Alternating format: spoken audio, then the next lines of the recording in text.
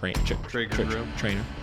The David the Dog Trainer podcast. Sponsored by Traeger Grills. Episode number 3. Sponsored by Traeger Grills. I love a good Traeger grill. I don't have one, but I want one. I wish. This is an evening podcast. It's 8 p.m. right now. We were supposed to start a half an hour ago. We all kind of fucked up on that. That's okay. Debatable. We were here on time. No, you weren't. You guys were the latest ones. I was the second latest, though. Josh was ready and waiting like 5 minutes before we were supposed to start, which is great. Very impressive. Well, since it's an evening podcast, we're having a couple beers right now. It's been a long day. It's been emotionally charged day. Today was boss review day. Christa, how was boss review day? It was pretty good. What were you expecting versus what it was? Is this what the podcast is about? My Surprise. My boss performance. Review day. Christa's very first leadership performance. Yeah. Wait, what did you want to know about it? It's private.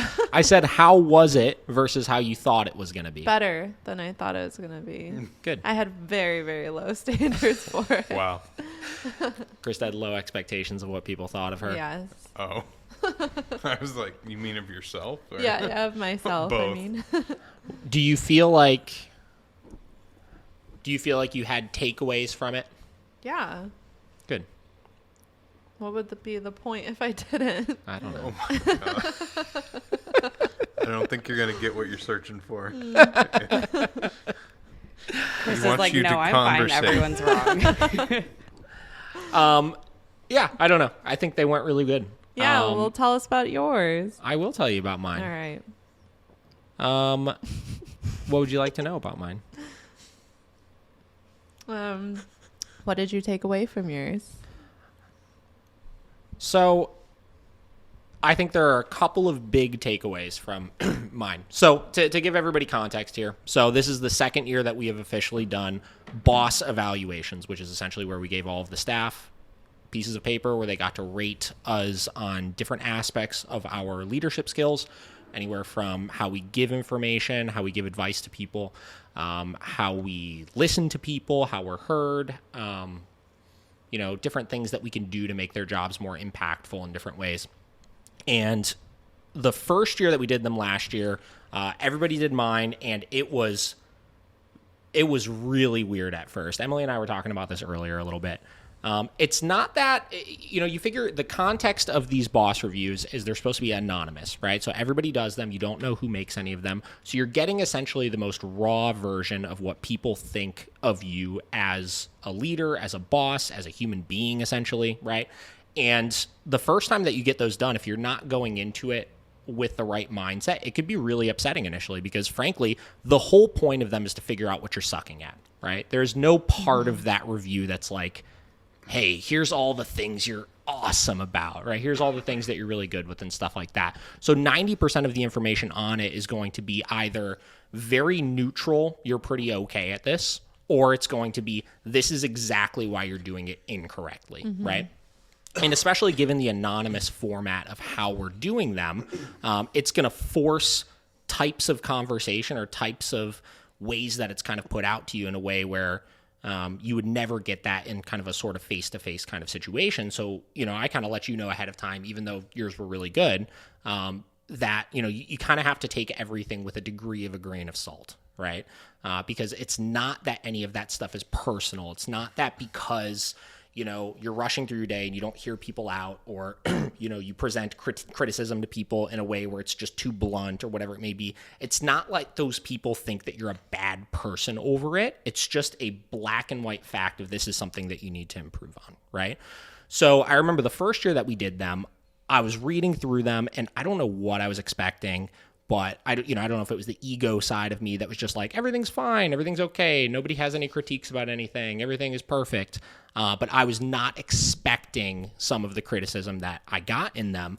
And it really took me a couple of days to digest it. It really took me a couple of days to look at it, critically and be like, okay, cool. How much of this is, consistent from person to person where it's like, okay, cool. I remember last time one of my big ones was, not responding in a timely enough fashion to people with like text messages or calls when they needed me when I wasn't at the facility. So that was something that was consistent from person to person to person to person to person. So it's like, okay, cool. I can take that. I can put that to the side and be like, this is clearly a problem, right? This is clearly something that I need to address in the coming year here. Where you'll see other things where you could tell they're kind of from an individual basis, where it's not necessarily it's a problem overall, but it's a problem that you just need to understand how to communicate or convey things to that person in a more appropriate fashion, right? So this year, I think I went into it with a little bit better of a mindset. I think I was more prepared for what I was going to get out of it. And I would say that most of the big criticism that I got in them this time around was things that I already knew, right? I am the kind of person where I move very quickly through things, and I expect things a certain way, and I will hold people to a really high standard with those things while forgetting the emotional side of like human being, right? I need to look at like, this is a person. This is not something where there's like not going to be different interruptions in the day to day, and there's going to be other things that pop up, and I have to adjust that expectation of those things on that basis, right? So I expected that going into it. I expected, that a lot of times I look at people as if I were like, this sounds bad, but like training dogs, right? Like where 90% of the time when we're giving dogs information, it's what are you doing incorrect so you can learn from the thing that you're incorrect, where I don't give enough positive reinforcement to people, right? I go by the side of, okay, cool. Well, if I'm not saying anything, you're doing everything correctly, right? And if I'm saying something, it's because you're doing something wrong. But the problem with that, as we know with how we're training dogs, is that you got to have something to motivate them. You got to have something to motivate them, right? You got to have something to push them to keep moving forward. And on the contrary, if I'm always just giving information as far as when somebody's doing something incorrectly, then I'm creating an association of anytime I am talking to you, it's typically going to be a negative, right? Which does not spark for good conversation. So those two things I would say that I fully expected going into it. Those two things I would say that I'm aware of and actively working towards. And trying to figure out new ways to kind of adjust them. I would say that the one that probably, I don't know if it shocked me as much as it confused me a little bit in how to handle certain types of things is dramatic effect. sip break. I would say the one that is going to take the most troubleshooting moving forward is the envision that I have for the company is creating something that could be replicated easily, right? And what that looks like is creating something where I can be as hands-off from the process as possible and allow it to operate independently and allow the leadership and allow the people to be able to communicate and work independently with each other without needing much direction from me.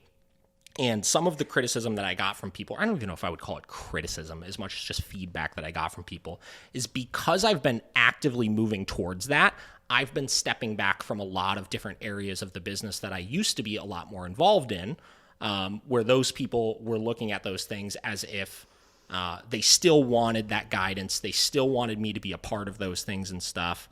So it's kind of figuring out how to effectively manage that kind of chain of command where things can get moved throughout it and kind of strategically managed so that I don't have to be bottlenecked like I feel like I used to be, So I don't know. I would say that they went pretty good overall, but that's the biggest takeaway that I had from them is trying to figure out how to work through that kind of stuff. So I don't know.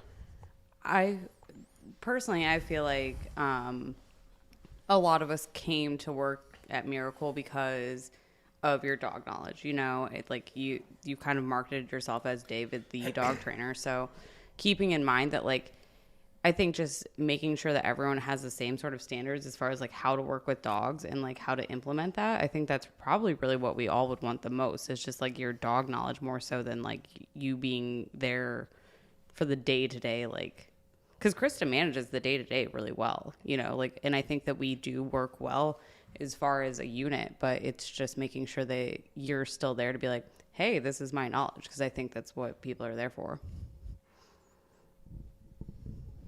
What I got out of this was Christa needs treats to know she's doing good. That's exactly what I wanted you to take away from this. Treating everybody. Well, because even the clients are like, did David work with my dog? There's something to Sure. So Looking at that, though, how do you find, and this is the big ultimate overall question here, right? How do you find that balance of it still maintains kind of the integrity of when people say stuff like that, what they really mean, which is not, is David the one that is hands-on with the dogs? Because I don't think that they actually care about that if in the end of the day the dog is still getting the quality. Go ahead. Are you going to say something? I don't think we get it that frequently because we do. I would agree with that. I think because you have, like, our social media really showcases all of the staff there, that I think that kind of builds trust in a lot of people with the other staff members too. Mm-hmm. Yeah. So I think the social media kind of helps with that aspect of people not feeling like it has to be David to do everything. But I agree that people do want David there for building their dog training knowledge, you know? Yeah. No, and I totally agree. Like, my last sent home, they had a coworker recommend them, and they were like, yeah, the coworker had worked with David. And they're like, so did David work with my dog? And I was like, no, but like, he's kind of set the tone for like the foundation of training, and he's entrusted all of us to make sure that we like set the same standards. You should be like, yeah, everyone's just a kennel tech except David. Yeah, David does it all. Well, Let me caveat and say that this is not intended to be the David is show? the best David show conversation to start here. This is general conversations of, again, like looking at things like, you know, a whole part of this podcast, Josh, you and I talked about this in the first episode, is how do we find ways to talk about not only just the dog training aspect of things, but the building of the business, right? Yeah. Leadership aspect stuff. Like, you have a company, I have a company. Christa and Emily obviously work for Miracle, but they have I feel like dog training really does create this kind of entrepreneurial mindset where you look at things like you're so active and you take so much pride in the work that you're doing that, you know, it forces you to think as if you had your own business and those types of things. And Christa talked about last time, she had her own dog walking business and stuff. Mm-hmm. So, you know, it's like, I like discussing these kind of hypothetical questions here, or real questions here, of how do you find that balance of all of those types of things, right? How do you really create something like that and have it be where people feel like you're still kind of that direct person that could be reached for certain things and everything, while also actively trying to remove yourself from stuff so that everybody else can kind of cohabitate and figure it out on their own without feeling like they need to be able to reach out to those things and kind of freely think a little bit more. And I think a lot of that, frankly, has to do with allowing for more mistakes, allowing for more working through things, and not having it be like, okay, cool, I'm going to kind of do that, but really on the back end, you know, I'm going to go in and I'm going to try to micromanage things from time to time, or I'm going to go in and I'm going to look at things that I don't like and I'm going to try to fix those things, and I'm going to say that I'm kind of acting independently, but at the same time, if I really look at it, you know, like, I still am kind of pulling strings here and there and not really allowing that free, this place is operating independently, and they're allowed to make those adjustments, and they're allowed to make those mistakes, and they're allowed to do all of those different types of things how they want to do those without the ramifications of me managing them, right? Mm-hmm. And I think that's the cool thing about these different types of reviews is, as I look at them, like, I'm able to kind of go through them in my head over and over and try to find where, okay, cool, how can I take ownership of that situation and figure out, okay, I'm getting feedback from people on needing to listen more, and I'm getting feedback from people on, you know, being able to give criticism and positive reinforcement a little bit better to people, and also that side of the equation of wanting me to be more active, because I think where that's coming from probably is because I'm giving a lot of the criticism and not enough of the positive reinforcement, and I'm also disconnected. It seems like it's coming from a place of me not understanding what's actually going on within the company. So, that's where what I like to try to get out of these different kind of reviews and stuff, and that's what has kind of been going through my head the last couple of hours since I read them. So, I don't know. I think that's a good way to dissect everything, though. Yeah. Mm-hmm. Cool. So you've kind of taken a precedent of taking a couple steps back and giving them more of a leadership role in the company and such, and like taking the dog training as their own, pretty much. I would say trying to. Yeah. Yeah, and because I want to get back to your note, like, people say, "Oh, did David touch my dogs? Like, did he have a point into that? There's no touching of dogs. No touching of the dogs. But it's like when Miracle started, it was me and you for a year and a half, pretty much, when I was doing media with you. Mm-hmm. So it was David doing a YouTube video, 3 days a week, especially in the last year. That's all we were doing. It was just YouTube videos. It was basically just your face. And I think you're still getting the repercussions of that. They're like, oh, I saw David, and, David did this and did that. So I think what you guys are doing in the media platform now with getting everybody on social media and stuff, finally. Christa's needed the biggest push to get on the video. Yeah, it only took us 25 takes for the first thing, first shot. Shy. You know what's crazy, though, is how much in front of the camera some people can change. Because Christa, I'll watch her in these fucking lessons where she's just like, I'm talking up a storm, and I know everything, and here's all the answers to all your problems. And I don't even need to think about it. And then it's like, hey, guys, how do I teach my dog to sit? Well, first you take the table and you paw nail it, and I can't do anything under pressure. Yeah, but I'm in puberty. I'm sorry. Mm-hmm. But I think you're doing a good job of transitioning that, and I think this coming year you're going to see a difference. Like, yeah, David's still kind of the face, but it won't always be that. It'll be like, oh, I came here because Emily. Right now, Emily is the face of our Instagram. Yeah. Emily has taken that leadership initiative to social media videos. But what I'm saying is, like, 6 months from now, they'll be like, oh, yeah, you trained blah, blah, blah's dog, and I saw you on there. So they're going to be like, did Emily train my dog? I introduced myself the other day to someone, and they're like, oh, we know who you are. We know. You're Emily the dog trainer. And I was like, oh, thanks. Did that feel really good? It was kind of cool. Well, because I want people to know, like it's like a personal experience, like they're trusting our dogs with their dogs with us, and I want them to know, yeah, there's my face, but here I am too. I'm gonna help you work through this. But overall, it's gonna help everybody out because it makes everyone feel like they're getting equal training, whether it was David or Christa or you, right? And so I think that was a great initiative to actually get someone in there full time and getting everyone involved. Yeah. What? Way to single me out. I will always have PTSD from trying to make you do a video, and then just have Emily do it. It would take it's called delegating. 20 I taught Christa that trick. Thank you. No. Yes.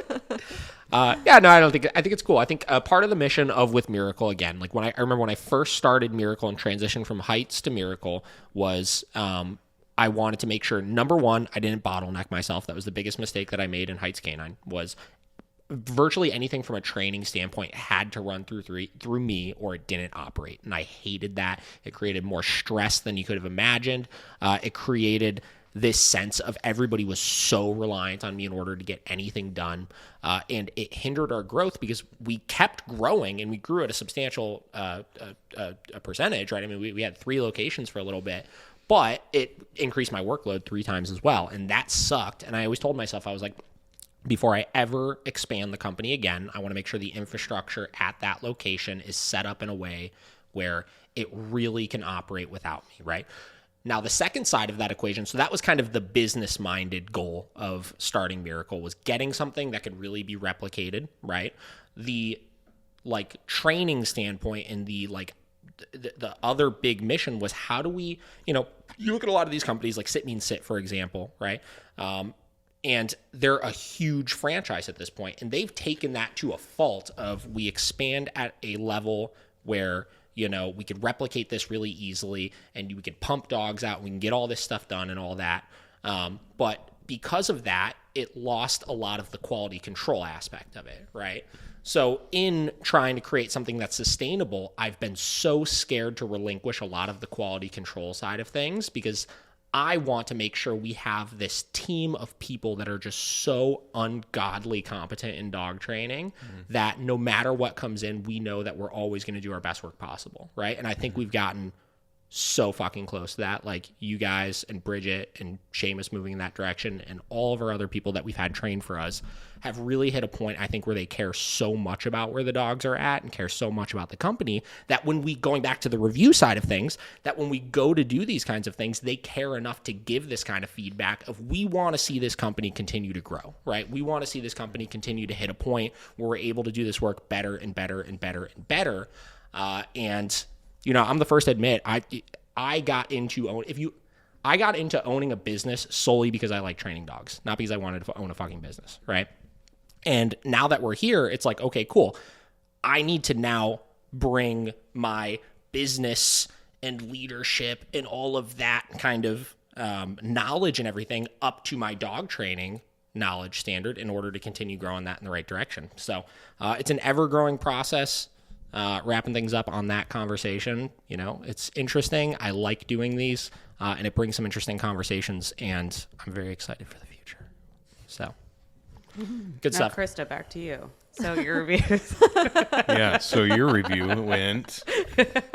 What, do I need a 20-minute monologue about my reviews now? Yes. Please. No, you don't have to do that. Thanks. All right, guys. Long conversation over.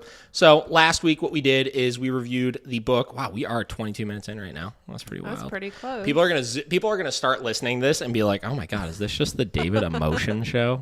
Good fucking god. This is what happens after when it's fucking 8:30 and you get a couple beers in me. So, anyways, so last week what we did was we reviewed Cesar's Way, first dog training book I ever read. We read through like the first half of the book. Maybe third of the book, a little over third of the book. And we decided to do a part 2 on it. I think it was really fun. I think the book has some really interesting points in it. We were able to kind of dissect a little bit and talk about. So we're going to get back into this book in a minute here. I have a couple more kind of sections that are notated off. So we kind of ended the book where he got into kind of explaining a little bit about his system, a little bit about how he got into dog training or dog behavior and stuff. This next section is going to get a little bit more into kind of tactical information, and he talks a little bit about his experiences once he's become a dog trainer and working with some of his clients and stuff. What did you guys like about last week doing this? What did you like about the book? Did you guys learn anything? I mean, I knew it all. I'm learning about Cesar and his wonderful upbringing into dog training. How about you? Oh, I don't Krista, have an did you learn answer. anything? Not really, no. All right. I felt like it I'm brought on up the some same like page as Emily. I felt like it brought up some She's like gonna have decent to go back and review. conversations even after like on the way home. Like we discussed affection and whatnot and like kind Yeah. of what that looks like. Yeah, So. actually we did. Yeah. See, you did learn something. Actually, we did. See, she's on camera I again. forgot. So I forgot all of last week. Oh, what was last week? All right, so we're going to get back into the book here. So, conveniently, we left off on page 99. So we're about to move into page 100. Wow. Very exciting. All right, so we're getting back into this. This next section is entitled The Myth of the Problem Breed. All right, so getting into this. When I go to see a first-time client, I sometimes don't know what the problem is that I'll be dealing with. I often don't even know the dog's breed. I like to come in cold and trust my instincts and observations because what the owner tells me is often very far from the source of the real problem. First fucking paragraph hits it right on the head. This is why we don't do assessments, right? I mean, we literally won't do assessments with dogs. People call, they're like, they want to get their dog in. They want us to meet the dog, this, that. They give us all this information about the dog. 90% of my assessments, I feel like, are like 15 to 20 minutes long. And they're all just the owner talking about what is going on with that dog, you know, trying to, like we talked about last time, humanize the situation and put all these emotions on it. And it's so far from the truth. We are not going to learn anything that we need to learn about the dog until two things. One, we actually start training the dog and we see how the dog responds to different things. And that's where we can figure out, one, is this a fear issue, insecurity issue? Is the dog just really hyped up? Is it a really dominant dog? Are they pushy? This, that. And then two, when we go to see the owner start working with the dog and we go to see how are they conveying information to the dog and in what ways are they doing that where it's creating problems, creating more issues, and they're giving mixed signals. So back to the book. The first thing I'll do is sit down with the owner and listen to his side of the story. Did you have something else to add to that? Emily did. Oh, go for it. Why do you think that companies do assessments? Because It's a gimmick. It's a gimmick. Man, you got it. It is such a gimmick. Everybody wants to do it. That's why. It makes them feel good. You know, look at, okay. So not to throw Sammy and Sid under the bus again, but they used to do those training evaluations all the time. Do they still? I'm pretty sure. I don't think they do anymore. Oh, they Interesting. stopped it? I could be mistaken, but I don't think they do anymore. But I know they did it. I think Lorenzo's did it for a little bit. And basically, Tom's did it too. I mean, every place does it. because look at this. How many times do you do a first lesson, right, where you put a prong collar on the dog, you start working the dog, and it's like magic in the owner's eyes, right? It's like, oh my gosh, my dog's like, But everybody kind of healing thinks with their you. dog's the worst dog, or it's such a unique situation that you have to meet the dog to know if you can work with it. Yes. So, Yeah, and it's just not. Isn't that like so not like ineffective as far as cost goes though? The assessment, are you talking? Yeah, because you're wasting a lot of time, right, for paying your employees to just sit there. Because at my but I last think- job, like assessment after assessment, like days, like you guys did that many assessments? at least 5 a day. Oh, Yeah, wow. but look at, I mean, the margins on a lot of what these companies are like paying their trainers and stuff and making off of the program. They eat it into the cost of the program. Sure. You figure an assessment, like how much is that, right? Like how much are you actually paying an employee to do that versus what you'll make off of a sale on that? Wait, did Yeah. Sit means to charge for them, or they were free? I think they were free. Oh, Yeah, Tom's they were free, too. but they also like they did a lot of like shows, and they would go to like home and garden shows, and so essentially like they would solicit people to want to do assessments. So that's kind of how they brought them in the door, I suppose. So I guess it does make sense as far as a business model goes. Pretty much everybody comes into or calls at the facility knowing that they want to do training, though. Yeah. Hardly anybody asks for assessments. I think a feel lot of that has to do with the marketing that we do. They Yeah. know what they're getting going into it, right? An assessment also for a lot of owners is not just, let me see what you can do with my dog. It's let me meet you and let me see if you're somebody that I can mesh with and want to work with, you know? Yeah. Where, listen, I mean, we could get that all accomplished over the phone, you know? Like whether I spend 30 minutes with you in an in-person assessment and block that time out, or I spend 25 minutes with you on the phone, the time factor of it is not that much different, right? But honestly, like our social media does gain a lot of trust from people. I was because- just going to say Yeah. that, Yeah. Because if you look at other dog trainers' social media, it's just pictures of dogs. We were just talking about that Yeah, today. Paige, Emily, and I were talking Really? about Yeah. that just a couple hours ago. Yeah. It is interesting to see like not that many people are conveying a message at all. Yeah. You know, through what they're putting out there. Yeah. I know. It's insane that not a lot of dog trainers post them actually training a dog. I don't know. I think a lot. It is a little intimidating initially. I mean, again, as much as I'll talk about the things I don't like about certain trainers. I mean, like Sean O'Shea with a good dog. He was one of the first guys that I saw out there that was posting video after video after video every single day of him. 60-second clips. Yeah, like 60-second dog training tip, or like here's a video of a dog doing place command, or here's this, or here's that. And, you know, though the videos themselves weren't necessarily the most impressive, it was just the content put out repeatedly, where he was giving the same message, he was explaining what they do, and it gained a ton of trust from his clients as well. And that's why they made a name for themselves very quickly as like the aggression guys, because that's what they were marketing and putting out there. So the more you put that out there, the more trust you'll build organically from people, right? Yep. You don't have to do if you go to buy a $200 pair of Nike shoes or whatever, right? You're not going to call and be like, can I do a 45-minute consultation with you guys first before I buy these? No, because you trust the company and trust that they're going to put out good work, right? And you know that the product that you're going to get is quality.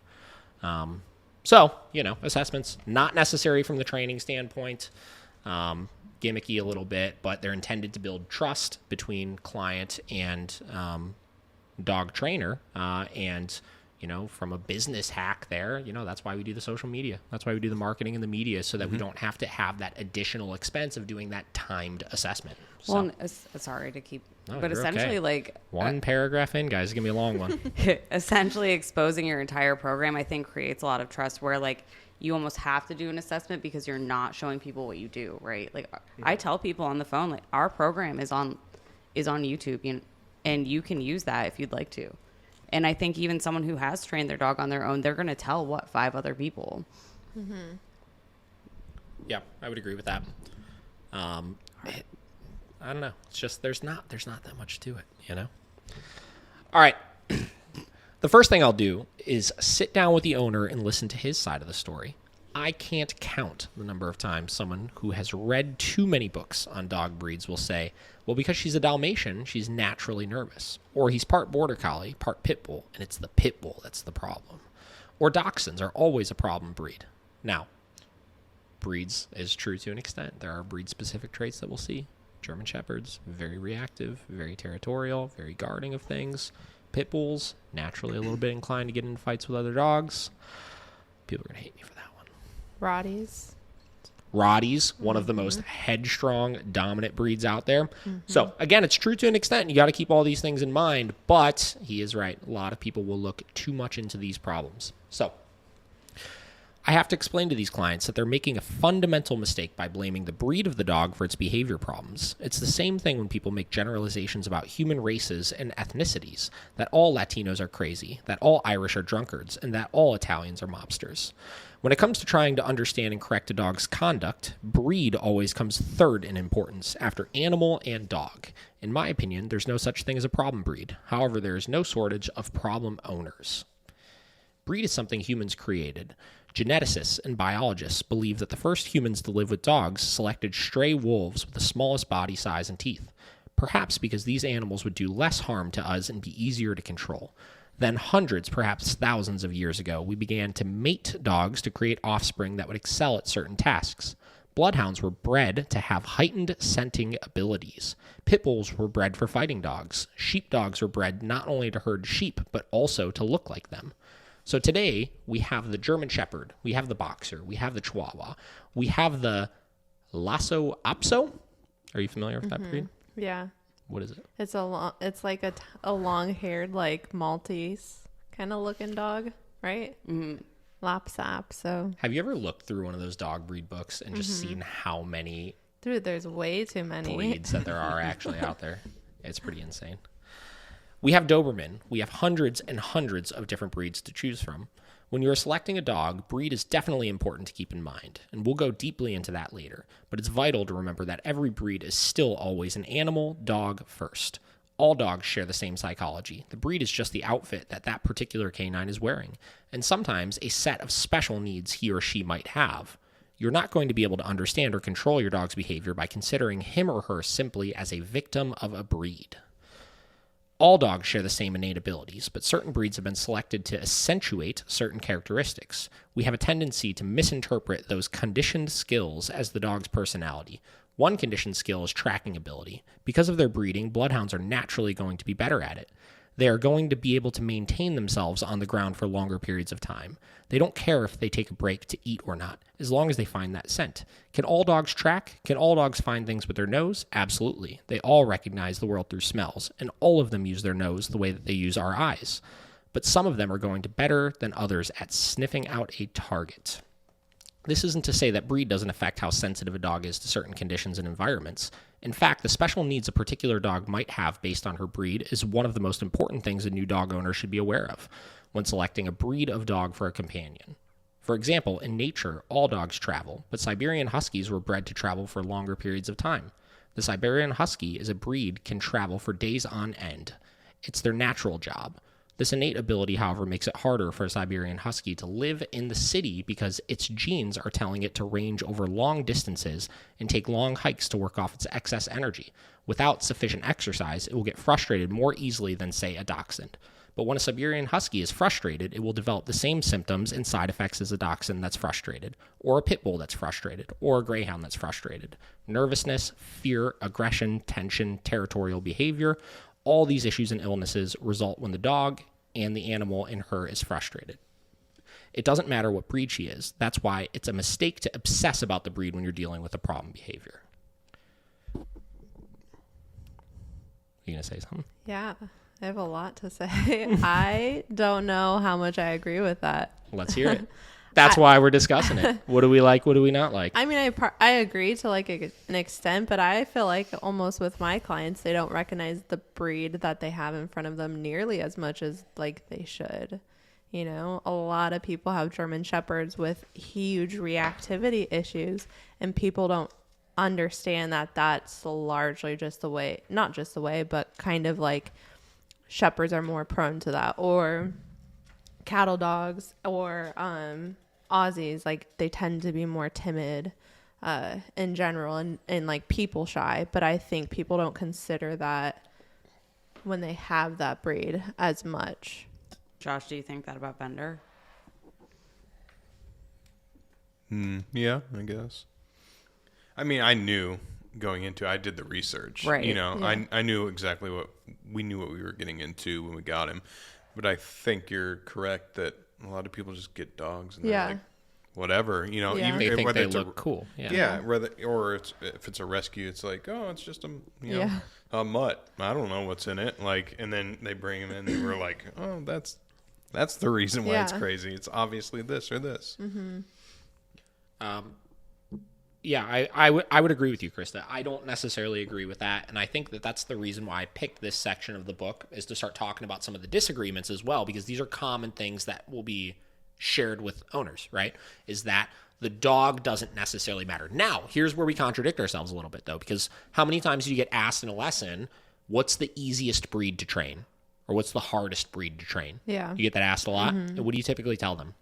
I don't have an answer. It depends on, it's dog to dog. It's not specifically a breed, because like you could say German Shepherds for the majority are like very food motivated and eager to learn, but then you also get like the drastic opposite of very timid, like shut down, nervous Shepherds, or same with Pitties. I feel like those are the two most common breeds we get are Pitties and German Shepherds. For sure. And like same with Pitties, like they vary. There's like a huge range of Pitties. You got the super pumped ones, and then you get the really, really anxious, timid ones. Because they're so crossbred, I think. But that's to the point, is that I would say, so looking at this, right? So the part of it that I would say that I agree with is not necessarily what he's saying as far as, where does it say here? Dog for, what is it? Dog, animal, dog, breed, I think. Where is it at? Where did I miss it? Like not getting hung up on the breed, but Yes. kind of understanding what breed you have in front of you. Absolutely. Yeah. Nobody really does their research. Yeah. Yeah. That's why German Shepherds are like the number one dogs. Animal, dog, breed, right? So it's an animal first, so you have to understand that. It is a dog second, right? Which is going to be temperament related, I think, right? So what kind of dog is it? Is it a nervous dog? And I don't know if that's what he means by this. I'm kind of analyzing this a little bit. But temperament is what I always say, right? When people ask me that question is, you know, what's the easiest dog to train or what's the most difficult dog to train? I always say, well, it depends on the temperament. So temperament being second most important, and then breed being third most important. And then I think breed is where you get into the conversation about, okay, cool. So temperament is second most important. Breed will lean towards one temperament or another, right? Just like we were talking about, Rottweilers tend to have a temperament of being a little bit more stubborn. German Shepherds tend to have a temperament of being a little bit more kind of fiery and reactive and stuff like that. So those things are going to make it easier or harder to train. So interesting. Josh, I kind of disagree with what you said, though, as far as people not doing their research. I just don't think that that's a fair generalization necessarily. I think people do their research and don't picture it in their lives. Yeah. You know, I know you and I have had conversations about like Doof a little bit, and personally with like Hans, my Doberman, he was at the shelter that I worked at for a month and a half before I decided like this is absolutely my dog, right? And I did my research, but I didn't. So like one of the biggest things is that they're really prone to having prey drives. So I didn't think about that as far as my cats, and which is stupid, obviously. Like I think it's just like the cons. People don't see the cons in the breed. I think people, I don't know. I feel like people pick breed dependent first on like look Yeah. which is why I got Doof. Yeah, same with Hans. Look, and then everything else. Mm-hmm. Oops, sorry. Yeah, but I think you're also looking at it through your eyes, where you have been working with dogs for a long time, and I know quite a few people that have just got a dog, Yeah. and You're they, not they wrong. didn't think about it. Yeah. They were, especially like, the people that it's a good thing to get a dog from a rescue. I applaud it, but those people just go in blind. Usually, they're just like, that one looks cute. Sure. Yeah. I actually just had a client yesterday who just went to the shelter and then went home with a dog for no reason. Yeah, I'm not. Yeah, I'm not. I guess it was too much of a generalization, but I think for the most part, the people that have the problems are the ones usually that maybe didn't really look into what they were getting into. Yeah, I would agree. I think it's probably like a 50-50 thing, right? Like some people are like so prepared for their dog, and then There's the people that spend hours looking for the right breeder or whatever, flies to California, to get a dog. That's my hometown, so it wasn't that weird. Yeah, I guess that's true. But then there's Pulse. People that she just talked about, where it's like, oh, I got a dog. I'm gonna pop into the shelter. I mean, I did real that quick. with B. I saw B, thought she was cute, and I was like, she's mine now. Did you do that with Vera? So I didn't know anything about dogs when I got Vera. I actually I wouldn't even call him a friend. He's just some guy I knew through somebody else. And he had a pit bull. His name was Levi. And it was like the cutest, sweetest thing ever. It was just this little gray, like pocket pitty thing. And I was like, that's what hooked me on pit bulls. I was like, man, that thing is awesome. I want to get one just like that, right? And I remember the couple times I saw Levi, he seemed so well behaved. He would come into, places wherever we were at, and he would just like sit down next to him all calm and stuff. Now, later looking at this, I realized Levi was an anxious mess of a dog, and that's why he just like laid next to his feet the whole time. But anyways, I remember asking him, I was just like, hey, like I wanted to get a dog. I went on Cuyahoga County Animal Shelter's website, and Vera was like the poster dog on the front of the screen. She was just a little puppy, right? And had the cutest little picture. And I went to go see her, and I asked him to go with me to go check her out. And he was just like, yeah, it seems like a good one. And then I was just like, all right, well, here we are. I got a dog. So, yeah, I would say I went solely off of looks. I remember walking through the shelter, and I remember I saw her, and I walked through the entire shelter, and I was just like, none of these other dogs look cool. Like, this one looks sweet. That's funny. Yeah. It's funny now, like as a dog trainer, you like look back and saw that your friend's dog was just anxious. But that's what like pet parents, I think, see or don't see. Yeah, they just see that the dog is well behaved. Back to the book. Once again, we come back to energy as the source of behavior. All animals as individuals are born with a certain level of energy. There are 4 levels of energy regardless of the breed: low, medium, high, and very high. Nothing in between any of those. There's 4 degrees of energy level. Yeah. Very scientific here. Thanks, Susan. Low, medium, high. I think dogs could totally range though. Yeah. I don't know. It seems like you can't really argue with low, Vinny's medium, high, and very high. Vinny's always very high. Very high. That is true for all species, including humans. I would say. Where do I fit on that? Where does Josh fit on that spectrum? Anyways, think the people you know, regardless of race, regardless of age or income. Don't you know people who are naturally very low energy, who are couch potatoes? What about the people who never seem to stop running around 24/7? Or people who go to the gym for 2 hours a day, 7 days a week? I have 2 wonderful sons. My eldest, Andre, is medium energy, like my wife. Always thoughtful, but when working on a task, focused like a laser beam. Did he just call his wife out? Like, She's medium energy. just medium energy, honey. Kitchen's not going to clean itself, I love how he's also like, let me see the energy level of my sons. They have Yeah. 4 quadrants of energy as well. My youngest son, Calvin, on the other hand, is more like me. Very high energy. He's just naturally a ball of fire. Sometimes nothing can slow him down. No energy level is better or worse than the other. But when choosing a dog, it's a good idea to try to match your energy level with hers and vice versa. I tell my clients that they should never knowingly choose a dog with an energy level higher than their own. If you are a laid-back kind of person, I wouldn't recommend picking the one dog at the shelter that's jumping around madly in its cage.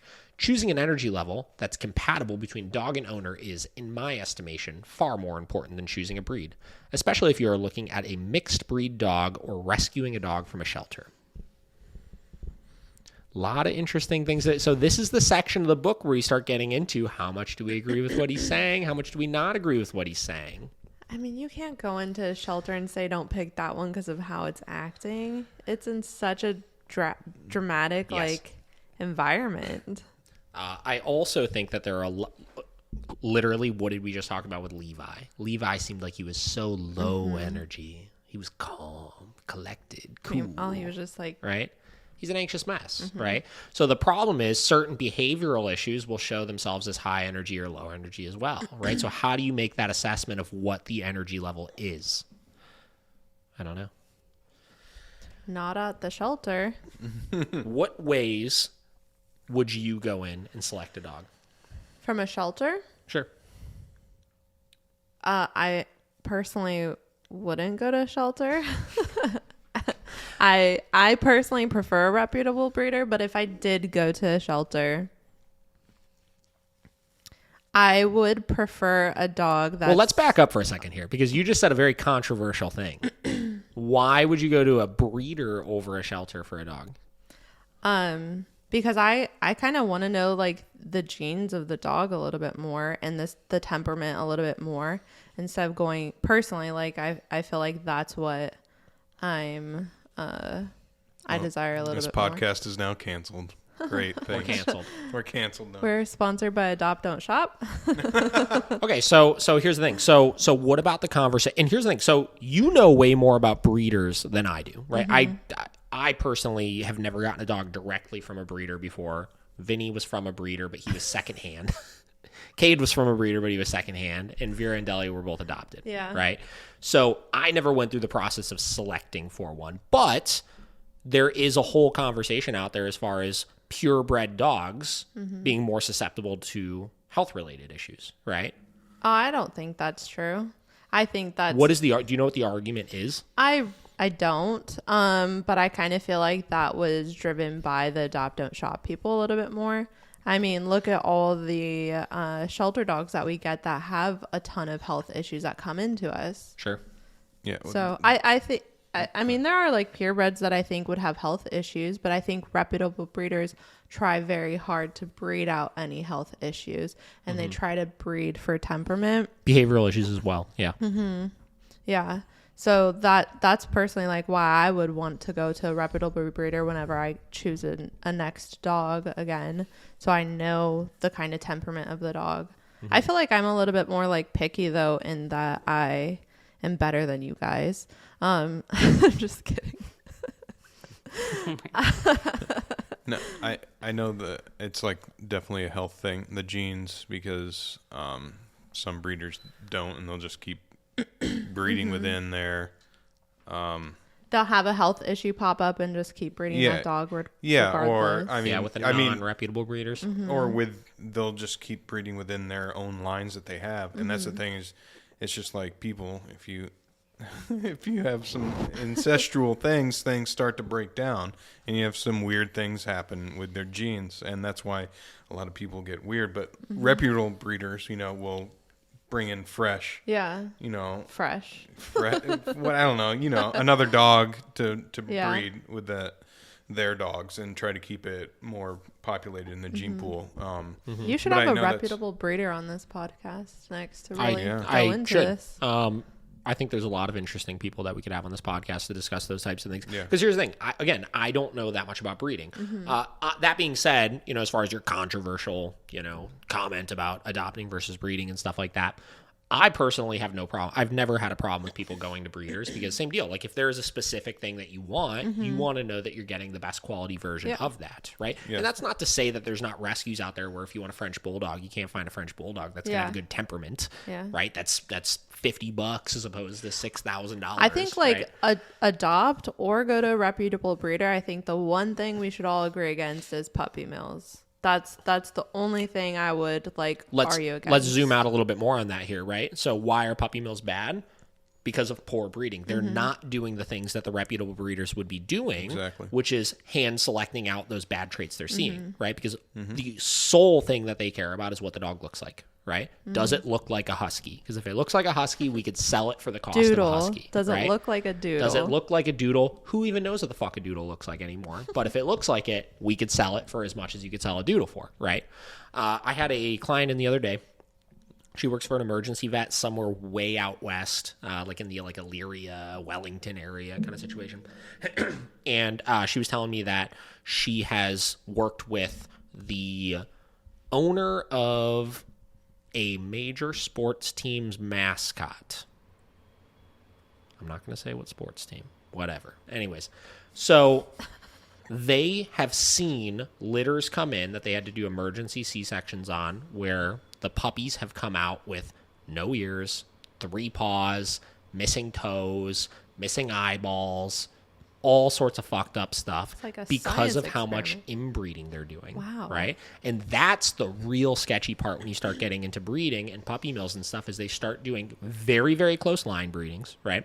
Or just straight up inbreeding in those situations. And the more that you do that, the more chances you have of issues happening. But they're doing it because of one of two things, right? If they're a puppy mill kind of situation, they're doing it due to the fact that they can get more dogs out. And frankly, they don't care as long as they can get a couple that they can sell, right?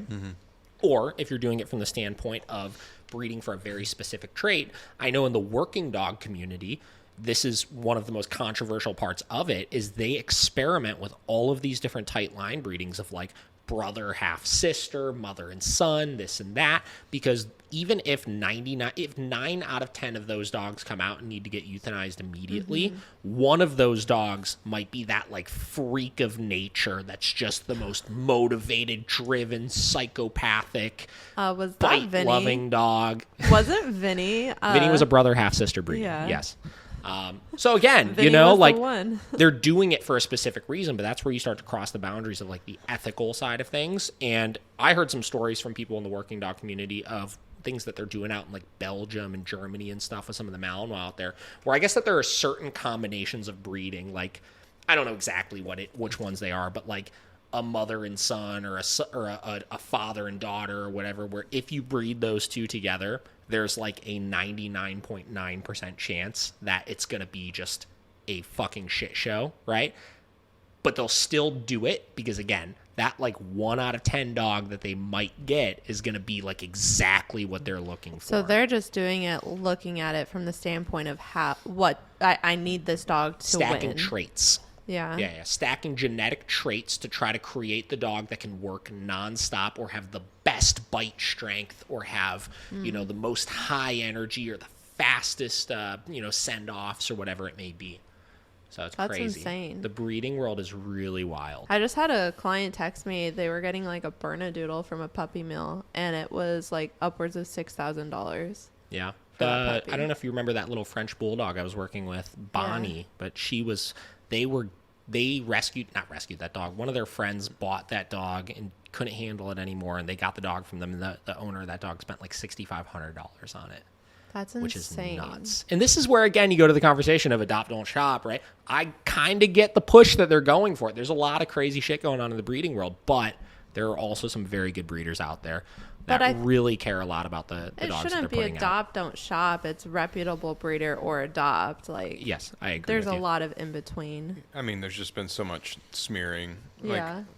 Like, catchy, it takes one, but it takes one bad breeder to go, viral in the news, and then everyone's on the adopt, don't shop thing. I mean, and it sucks because it's like anything else. You just need to look past the veil of just this one person that see that there's people that actually care. Well, it's just like aversive tools, but that's a whole nother topic.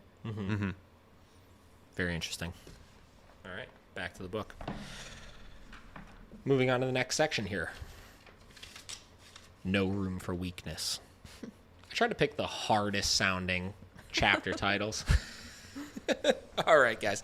So, in nature, if a pack leader shows any weakness at all, he will be attacked and replaced by the strongest member of the pack.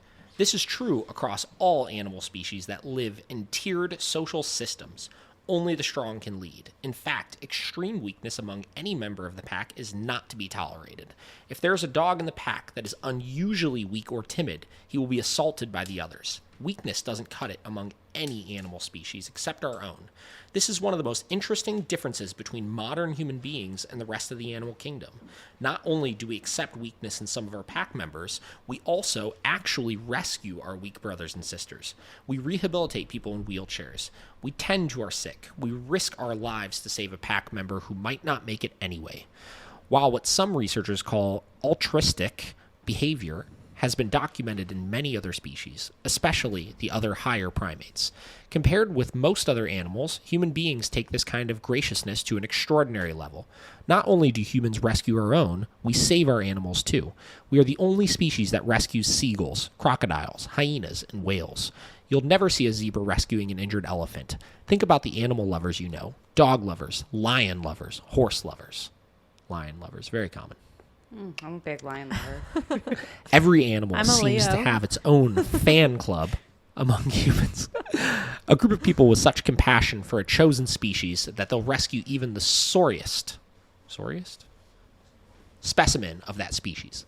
Many of the dogs at my dog psychology center came to me in such bad shape that it was their last chance. I brought them back from the brink. I've got a dog with 3 legs, a dog with no ears, a dog with 1 eye, and a dog who's the product of severe inbreeding. Isn't that what we just talked about? Didn't I just see a bunch of this? He's always going to be mentally handicapped. It's because I'm a human and I feel sorry for these dogs that I'll do whatever it takes to give them another chance at a full, happy life. But in their natural habitat, other dogs don't feel sorry for the frail and the feeble. They attack and execute them. There's nothing intentionally cruel about it. Remember, we're also the only species with a system of morality, of right and wrong. It's simply that a weak animal endangers the rest of the pack, and nature has ingrained in animals the instinct to breed together the strongest members so the next generation will have a better chance of surviving to breed again. Nature polices its own. Thoughts? Everybody's got faces like they got them. I recently saw a video of a dog save a goldfish. So Did it save it by eating it and swallowing it? no, it picked it up and put it back in the water. Oh, I did see that. So That was really messed up. also, aren't there a ton of videos of like chimpanzees saving like birds or something? There's like an elephant that was saving another drowning animal. So all in all, I think he's reading too much into wild wolves. Possibly. I think this is the biggest disagreements with Cesar. It's interesting. I think the first section of this book that we read, 90% of it we could agree with. Mm-hmm. I think a lot of what we got into in the middle section where he starts discussing some of this kind of stuff gets into people's biggest problems with Cesar, which is that a lot of these kind of wolf pack ideologies and stuff like that he's studied a lot and quotes a lot have kind of been proven to be incorrect to some degree. Now, let's try to find some similarities here, right? Do we find that dogs tend to go after unstable energy more often than not? Yeah. Absolutely. Especially when we get dogs that are in the same household that fight. It's usually one of them attacking the more like anxious, unstable one. Yep. I did a assessment yesterday with 2 dogs getting into fights with each other, and the one was this Australian Shepherd mix. It was like 9 years old, and it was the sweet one, right? It was the one that they were like, we've had this dog for 8 years, 9 years, whatever. It's so sweet, loving, this, that. This dog was a hot mess the whole time. It was ping-ponging around the end of the leash, hyperventilate, whining. Because the anxious dogs are sweethearts at home. Of course they are. You know? Because they're so dependent on you. And because they're so dependent on you, they're going to be constantly looking for that affection from you, right? And it turns into problems. So I would say that finding the similarities in this, the problem with a lot of this stuff is how it's worded, I think, as far as it's worded from the standpoint of it's an always, right? Or it's a black and white, right? Like the weakness has to be attacked all the time. That's incorrect. I think that from the standpoint of the pack mentality he likes to talk about this in, a lot of times that weak energy will get singled out for sure, but not necessarily from the standpoint of it being attacked. I think a lot of times we'll see that a group of dogs will go to that weak energy and somehow coax the dog out of it, right? If you have a dog that's fearful in the corner and snapping at every dog that comes past it, or timid and shaking and stuff, I'll notice that more dogs than not will constantly go up and kind of push the dog and push the dog and push the dog. And whether that's to try to get a rise out of the dog. Do you mean Vera? Yeah, she's good for that for sure. Whether it's to get a rise out of the dog, or whether it's just because they understand that there's unstable energy going on here and this dog needs some coaxing to get out of this negative headspace they're in. Do you find that actually helping that dog? All the time. Yeah. Yeah, because one of the things I remember noticing all the time when we first started doing a lot of socialization related stuff was that we would try to stop the dogs from doing it, right? How many times when you first started, I'm sure we kind of did that to some extent. We police the dogs way police too stuff much. all the time, right? How many times would there be a dog in the corner that another dog would go near it? It's like, right? Yeah. Little teeth or a little air snap or something. And then what we would do is we would get on the dog that was pushing their buttons and we'd be like, oh, you're not reading this dog's cues. When in actuality, that dog needed that dog to get in their space, because if they just left them to their own devices, that whole 12 hours that they were in daycare, they would just be in the corner the entire time by themselves. But with dogs constantly coming up and pushing them a little bit and pushing them a little bit, it forces them to try something else. The hiding doesn't work. This unstable behavior that I'm exhibiting right now doesn't work, so I need to exhibit a different one to try to work myself through it. So I think he's kind of onto something. I think the problem is, when did we figure out this book came out? Like early 2000s? 2006, yeah. So 2006, right? Like, I think that the problem was it wasn't experimented with quite enough at that point, right? A lot of this was just theories, and they were theories that were accurate to an extent. Do you think he's changed his mindset on this? Big time. We were talking about this last time. Yeah. We were talking about how he utilizes some obedience now. He has like trainer. I actually looked into this a little bit since the last podcast. He has trainers on staff that now do actual obedience training with the dogs and stuff. And you could do like one-on-ones with them and stuff. But the philosophy around what he's trying to teach still is the way that you're living with your dog, right? Right. So pretty interesting. Back to the book. Maybe we Can we should take do. just a moment? Oh, yeah, we can take Okay. just a moment. Yeah, I just need to like take 5 really quick. Okay, go for Okay, it. cool. We're going to keep talking, though. That's fine. Okay. Josh, go ahead. What were you going I to was say? just gonna say, does he have another book, Does that like mean we gotta a get newer over book out?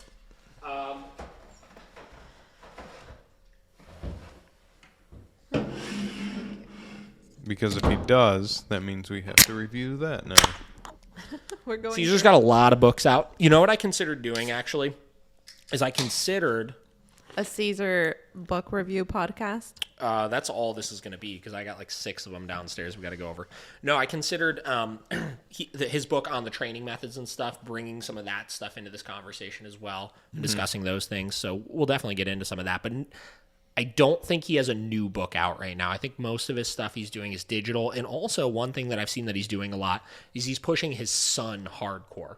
I think it's Andre or whichever one it is. Okay. But his son is like becoming the new like dog whisperer. Is his son a kid? I think he's probably like in his 20s, early 20s, something like that. So like most of his TV shows that he has now, like he still does like Cesar 911, I'm pretty sure. And most of his social media, and when he does those like traveling seminar things and stuff, most of those are currently with his son like heading most of that stuff.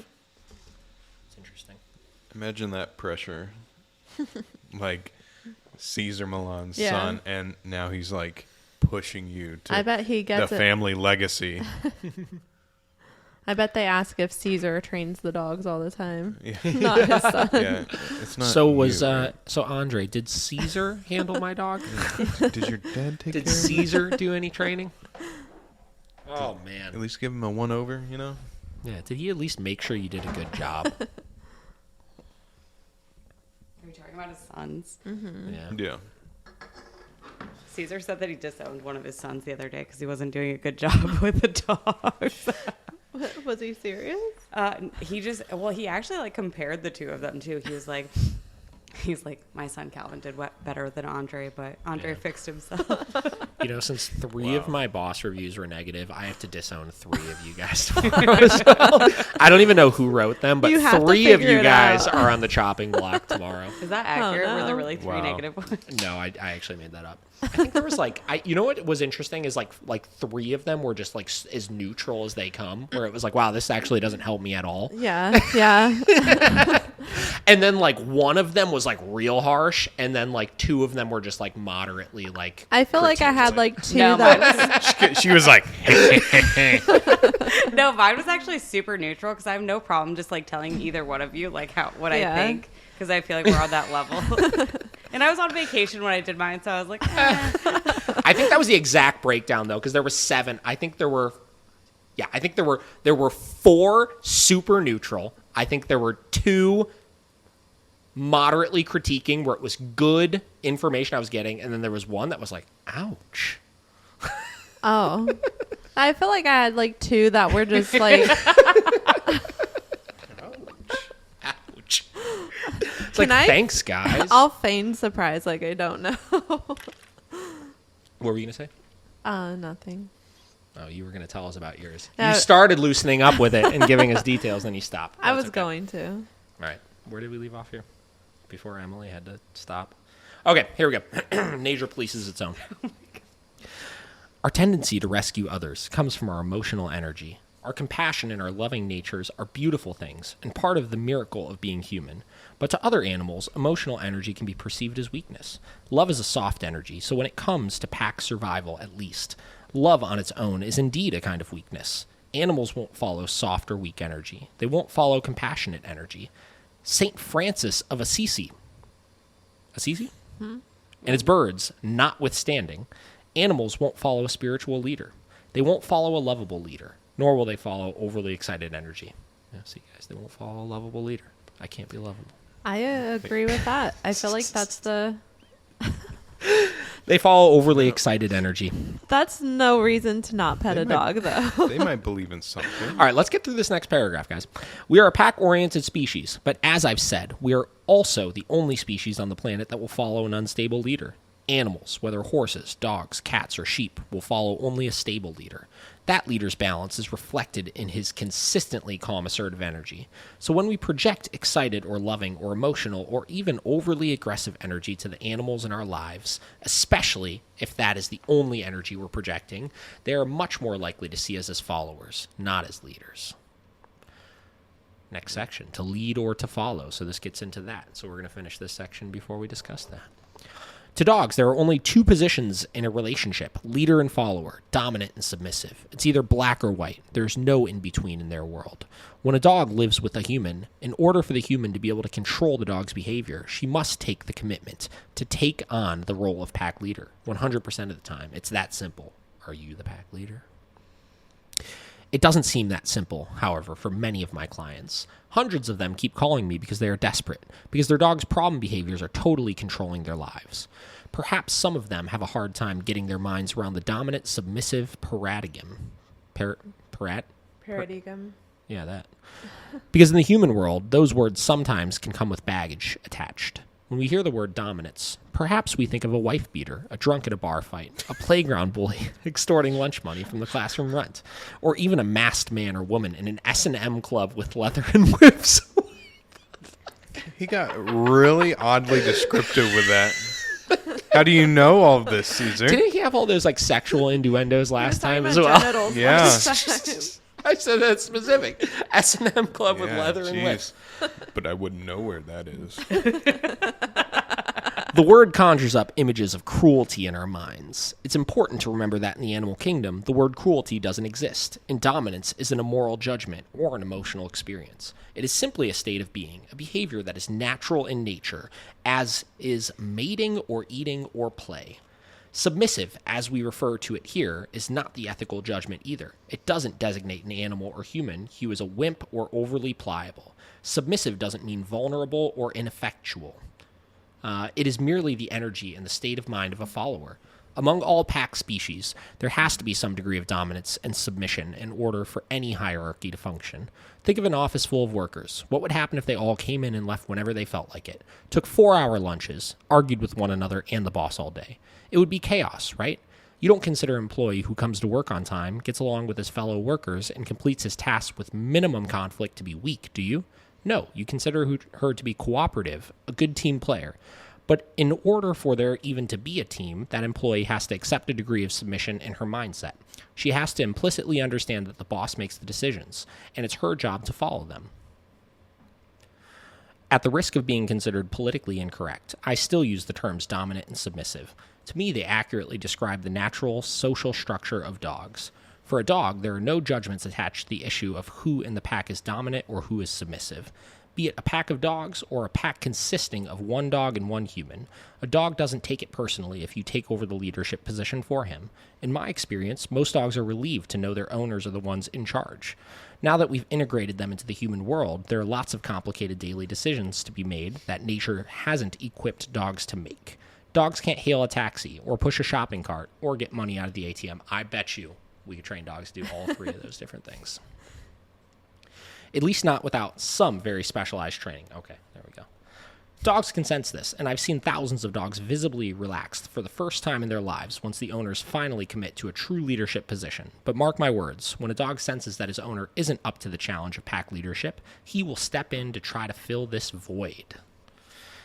It's in his nature to do this, to try to keep the pack functional. The way your dog sees it, somebody has to run the show. And when a dog takes over the role, it often has disastrous results for both the dog and the human. I feel like I have so many things to say. We're ready for him. First of all, I think that's where like Cesar shoots himself in the foot, is that like dominant thing. Like there's no need, I think, as in our industry to talk about Is this thing dominance. still filming? Do you guys agree with that? That there's no need to talk about dominant. Yeah. Why? At least that word. Why? I think that there's just other ways to get people to kind of pick up what you're putting down without being like, you need to dominate your dog. So like telling them like you need to be a good leader, like telling them like how to like work them through things. I tell people to like coach, not coddle a lot. I found that to be really beneficial. I do think that the word dominance has like a negative connotation with it. So that was kind of my first point. What's your second point? I kind of lost track of that. I did have something really good too. Oh, do you guys talk about the leadership aspect with your clients at all? So I talk a lot about the aspect that always somebody needs to be in charge, Sure. right? And just like he said right there, whether you want to call it dominance or you want to call it leadership or whether you want to call it the alpha, right? How many times do you hear that one? I don't think that that's beneficial either, because I think that some people don't have that within them to be like. But here's the thing, right? Our job is to coach owners to become something, Absolutely. right? And I think that I can do that, but in a way that is like, and I think that, I think that you do What that. would you call it? So what would you call being in charge of situations, leading and guiding your dog? A leader. Okay. Yeah. And I think that by calling someone a leader, that doesn't have a negative connotation with it. Mm-hmm. How do I get my dog comfortable with a situation? Because we talked about... So do you think that a leader is dominant over their dog? Assertive. Aren't they kind of interchangeable? I would not say that dominance is the same as...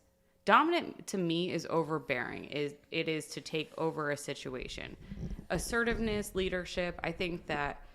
Aren't you taking over a situation by being assertive? I think that taking over, to me, is almost like a dictatorship. A leader is someone that you naturally incline to just want to follow because you know that they have control of it. Because they have a dominant personality. They have an assertive personality. Okay. Sounds like some beta shit. Just kidding. I'm kidding.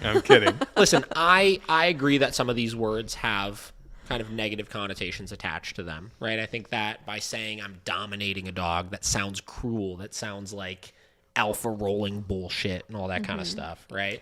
Well, I think it kind of just it ties into like a lot of trainers that talk about like dominance theory, and a lot of people like buy into that. So kind of steering away from using that word so we get out of that mindset definitely does help. Are you hip to the whole dominance theory stuff?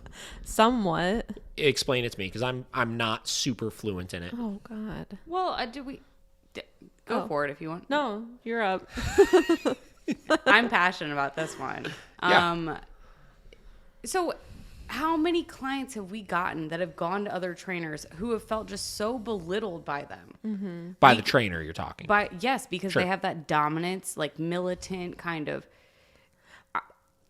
like, take control of your dog. Sure, Like, sure. I think a lot of trainers that use that like theory as the basis of their training methods though don't actually understand how to train a dog. I think they kind of, from what I see when trainers like use that like philosophy to like train the dog, it just seems like they aren't really doing like the training side of it as much as like, I don't know how to explain that. It's the balance, right? So I think what we're missing here, or I think what we're trying to get at here, is the balance of the two. So like dominance without compassion is that asshole side of dog training that we see, right? Sure. It's that like, hey, you're doing it wrong and you're not correcting the dog firmly enough and it's your fault, and I know I'm in charge of dogs because they get that personality that they're scared of me and this, you know what I mean? It's that like macho personality. And I feel like I understand what you're saying, where you could call it something different for the sake of removing yourself from kind of what a lot of people have coined, right? There's a lot of political examples that you could describe like that, right? Where we're removing ourselves from certain words because of the negative connotation that they have attached to them, right? Even if they weren't intentionally meant to be that or whatever it may be, right? It's not good to use them because of that reason, right? So I'm with you on that. But I think that still the meaning, the original intended meaning of a lot of these things, and this one in particular, right, dominance, still is just that. I think it was given a bad name by a lot of people that misused it. I think dominance and submissive are still words that can be used in dog training because I just think like less frequently than trainers that have the dominance theory play into a lot of like how they're training a dog, because we still see it all the time in social situations where dogs are trying to figure out who's more dominant or who's more submissive. Yes. And that was my next point. So Your third point. there is my third point. So I totally agree that I think in describing your dog, you can use the dominant submissive explanation, but I've noticed at least with my clients, and it happened today actually, we were at Home Depot, and every time we get around people, the lady walking her dog, I saw the dog would get more nervous, start kind of anxiously moving. And then whenever we were in like secluded situations, the dog was like in tune with her, just moving fluidly. And it's because of her confidence in that situation. So I think that most of our clients are here because they have the lack of confidence. So telling them like, Brenda, you need to dominate your dog right now. You need to be the dominant one. That's not going to be beneficial, I guess, was my point with that. Yeah. Sure. I think that you need to your point, you need to be more specific of what needs to happen, right? I think dominant also, or any number of words, any of those words, be more assertive or be more this or be more that, they're kind of gray as far as what's the expectation of it. Yeah. Exactly. And right. I think that I do break that part down too. Like you... like walking with forward energy. Like I do use like Cesar's tactics in my training more, but I'm very specific and I pointed out what I'm looking for. Mm-hmm. Yeah. Yeah. I think just being more clear with what the expectation is, like how, again, it's more of, I have the conversation with clients a lot of like, they're like, they told me to stop babying the dog or to be more assertive with the dog or to do this or to do that or take more charge of the situation or whatever word you want to use. But the problem comes down to how. Mm-hmm. How do I do that? And right? I think our program is modeled to take leadership, but also pointing that out, I think, is the other half. I would agree with that. Yeah, no, I am team not using the term dominant, right? I agree with you that it has a bad name to it, and it kind of is annoying. I think the worst one for me, because when I first started in dog training, I feel like the word was still pretty big, was like being the alpha, which I think was really the bullshit one of like, oh my God, you gotta be the alpha. I know I'm the alpha over my dog. Or they'll look and be like, so does he think that like you're the alpha right now? It's like, I don't know. He just knows that what I want him to do and that I'm gonna make him do it, right? Yeah. So, all right. Next part here, skipping forward a little bit.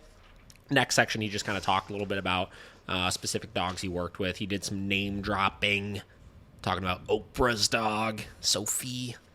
We don't want to listen to that. So we're going to jump to rules, boundaries, and limitations. More catchphrases. He's good with those. He is good with those. All right. This is like the Cesar bashing part 2. We're kind of we're all on Cesar's case right now. Mm-hmm. All right, guys. Rules, boundaries, and limitations. In nature, a pack leader makes rules and sticks to them. A pack couldn't survive without rules, no matter what the species. In many human households, the rules, boundaries, and limitations for dogs are unclear, if they exist at all. Just like children, dogs need rules, boundaries, and limitations in order to be properly socialized. In Oprah's household, for example, name dropping, Sophie didn't have many rules, and those that did exist weren't always followed. Sometimes, for instance, when Sophie would whine after Oprah left her alone, Oprah would relent, come back, and take Sophie with her. Other times, she'd come back and tell Sophie to stop it. It's probably because Sophie wanted to get on that private jet, you know? Give me some of that caviar. Right?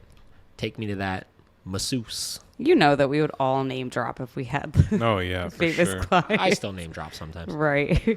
But usually the behavior had already escalated past the point of correction. Both human and animal psychologists call this intermittent reinforcement. And if you are a parent, you probably know that this type of discipline never works. If you allow your child to sneak a cookie from the jar one day and punish him for it the next, the child will always try again, on and off. Chance that he'll get away with it. The same goes for dogs. Intermittent reinforcement of rules is a surefire way to raise an unbalanced, unstable dog. Dogs that know the rules with consistency follow them. Dogs are opportunists. They will keep trying if the reward, when they get away with it sometimes, is good enough. Despite the fact that Sophie had lived in an unbalanced state for 10 years without solid rules, boundaries, or limitations, I stressed to Oprah that it was almost never too late for a dog to be rehabilitated. Even humans can turn their own lives around at age 50, 60, or 70, and we have many more issues than dogs do. Oprah was looking forward to working on the problem, but was shocked when I arrived at her house with 5 other dogs.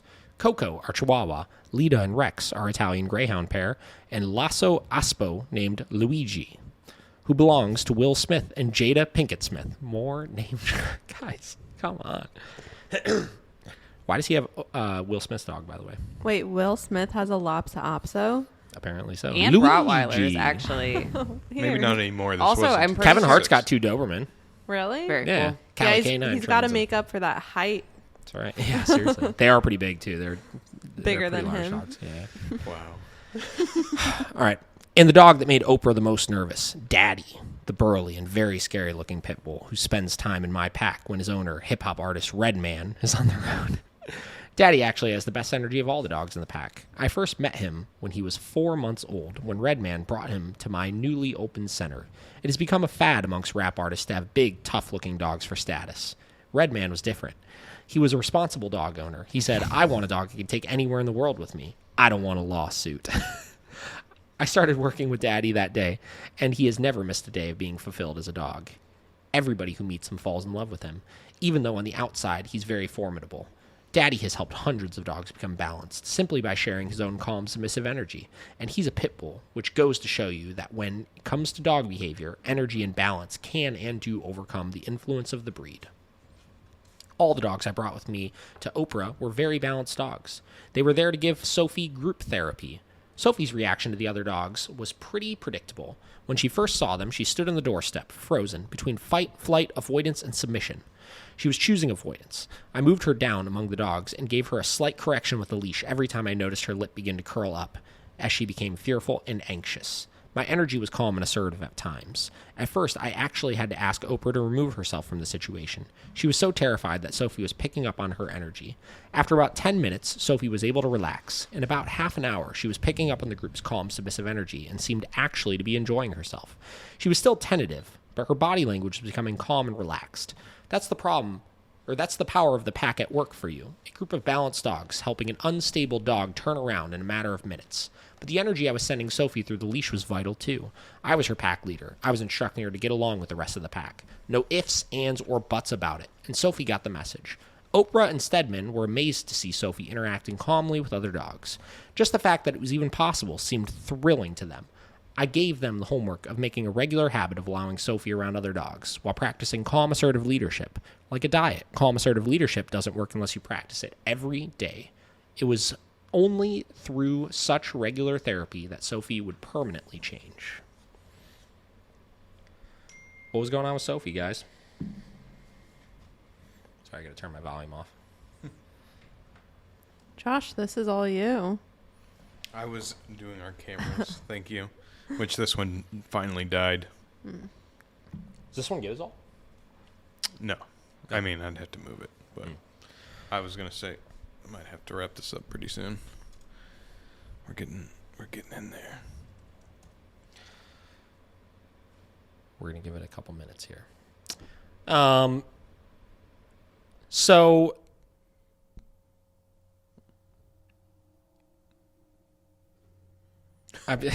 Sophie? you threw me off, Josh. Sorry.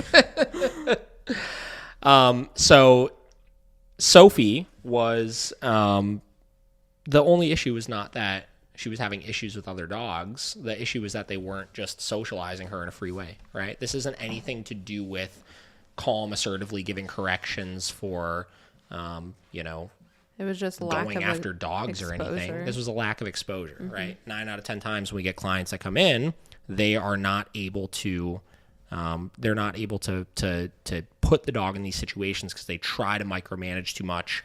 They try to hold them back. They don't put them in the situations because they're scared of all the franticness. In Sophie's case, I remember when I read this book, she was just a firecracker and would bark at all the other dogs and this and that.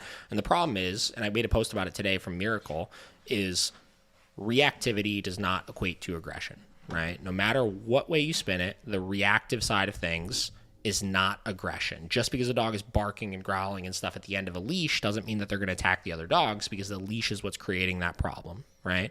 It's that frustrated response of pulling into the leash and digging into it and barking, growling, lunging, all that kind of stuff. They can't get away. They're pulling into the end of the leash. It's creating frustration. It's creating that behavior. So when you take that away and you just put them in with that group of dogs, whether he was giving corrections for the lip curling or not, she probably would have been fine after a couple of minutes. And that's why we're able to get quick breakthroughs with socialization. We're able to see it because we put them in that pack setting and we allow them to express themselves. And because of that, we don't see very many problems with it. Mm-hmm. Do you feel like Cesar kind of took the lead as far as like just socializing dogs with other dogs? I feel I think he did a lot of it. Yeah. I think he did it in a little bit more controlled of a way than a lot of people typically will. I think that a lot of his method of doing it originally was on leash stuff, pack walks and stuff. He talked a lot about introducing other dogs to other dogs through the walk, right? But the idea was just putting them together, right? You take this dog that's freaking out at the end of the leash and you put it close to another dog, and it's probably going to chill out, especially if you start giving it direction also. Now, the problem is where maybe he got lost early on in things, and where a lot of other trainers will get lost with things, is that when you're socializing with other dogs, you could micromanage all day long, and I could take a dog and I could put it with other dogs that has a history of aggression or reactivity, and I can correct any sign that they're even interested in that dog, and I can get them to coexist very, very easily, right? And that's what a lot of other trainers will do through socializing through like bed stays and all that kind of stuff, where it's like they got 17 dogs in beds and they're like, look at all these dogs, 50% of them used to have aggression issues and 50% of them had anxiety and this and that, and they're all able to be together. But the problem is not necessarily can they follow leadership around other dogs. That's the first step of the equation, is the control and making sure that you can get them under control around them, but they have to learn how to actually interact with those dogs. So I would say yeah, he did, but I think that it's gotten pushed a little bit further, Does he use muzzles or anything? I don't know if I've ever seen him use them before. I mean, he's just really into he'll make sure that the dog is submissive with his energy first. Mm-hmm. I feel like that's actually kind of bit him in the ass before by doing that. Well, it forces you to kind of be a little bit more firm with a dog than you probably need to be. Right. Even again, Blake, I know Blake did a lot of work with Cesar back in the day. And because of that, Blake early on in his training, I know a lot of his trainers were a little kind of weirded out because he didn't use muzzles. He was actually kind of against them, and he would tell his staff, muzzles are for people that don't know how to read body language, right? Which, you could have that kind of ego push of like, yeah, I could probably work with all these aggressive dogs and like stay somewhat safe and like read the dog well enough where I could predict before they're going to try to bite me or anything like that. But in the end of the day, like, that's not wise because it's going to force me to do things that I don't necessarily have to do out of the assumption that maybe the dog is going to do something. Or you can't put them in like a situation that you would want to put them in. Like, I think a Not good example. safely, at least. Yeah. I think a good example is like how when we introduce a dog into social, muzzled or not, we let the dogs kind of flood them and put that pressure on them and see how they react with it. Yeah. The words and I'll do it. I've never really cared a whole lot. I mean, if you want a dog trained in a different language. Oh, by the way, we had to pause for a second. We're back at it. So, here we are. Yeah, I'll train a dog in whatever language you want. The word is kind of irrelevant. I mean, a lot of people get hung up on, you got to use our words, right? I think Bridget just asked me, she was like, David was training a dog in a totally different language. And I was like, it's probably because there was a foundation. It wasn't a different language. I know which dog she was talking about. It's from yesterday. It's just different weird words. For whatever reason, they train with some guy out in like Ashland. And like he uses like instead of bed, he uses climb. Which, whatever. You want to use climb, you use climb. What? Okay, Miley Cyrus. And then, again, release words. People are big on release words. Like, they want to use free because they've been using it forever for their dogs. I don't care if that's what you want me to use. You know what I mean? Like, it is what it is. And then, what else? They're pretty insistent on using heel instead of, like, come for, like, following and stuff. Which, whatever. I haven't had anybody say that to me. That's the only one I'm a little back and forth on because it's like, listen. We're going to have to use two interchangeable commands then because heel, I'm not going to use heel to recall the dog to me, right? You can. I've seen people do it before, and it's not incorrect, right? What is the heel position? The heel position means you have to come to me to get in the heel position, right? It's just kind of weird when you start adding that in. So whatever, it is what it is. So anyways, back to the book here. We're going to finish out this section here and then leave some more for another time. So moving back to it. A dog will usually accept a human as its pack leader if that human projects a correct, calm, assertive energy, sets solid rules, boundaries, and limitations, and acts responsibly in the cause of the pack's survival. This doesn't mean that we can't still be uniquely human pack leaders. Just as dogs shouldn't have to give up what's unique about them to live with us, we shouldn't have to give up what's so special about being human. We are, for instance, the only pack leaders who are going to love the dogs in the way we humans define love. Their canine pack leader will not buy them squeaky toys, throw birthday parties for them. Their canine pack leaders won't directly reward their good behavior. He won't turn around and say, gee, guys, thanks for following me 10 miles. It's expected that they do that. A mother dog won't say, you pups have behaved so well today. Let's go to the beach. Positive reinforcement. This is the problem. I got to disconnect the human training and the dog training side of things. I'm sorry to all the Miracles canine staff. I'll give you more positive reinforcement. In their natural world, the reward is in the process. That's the concept we humans could sometimes do well to remember. For a dog, there's a reward in simply fitting in with that pack and helping to ensure its survival. Cooperation automatically results in the primal rewards of food, water, play, and sleep. Rewarding our dogs with treats and the things that they love is one way we can bond with them and reinforce good behavior. But if we don't project strong leadership energy before we give rewards, we're never going to have a truly functional pack. Next section. Homeless pack leaders. Have you guys ever seen homeless people with dogs?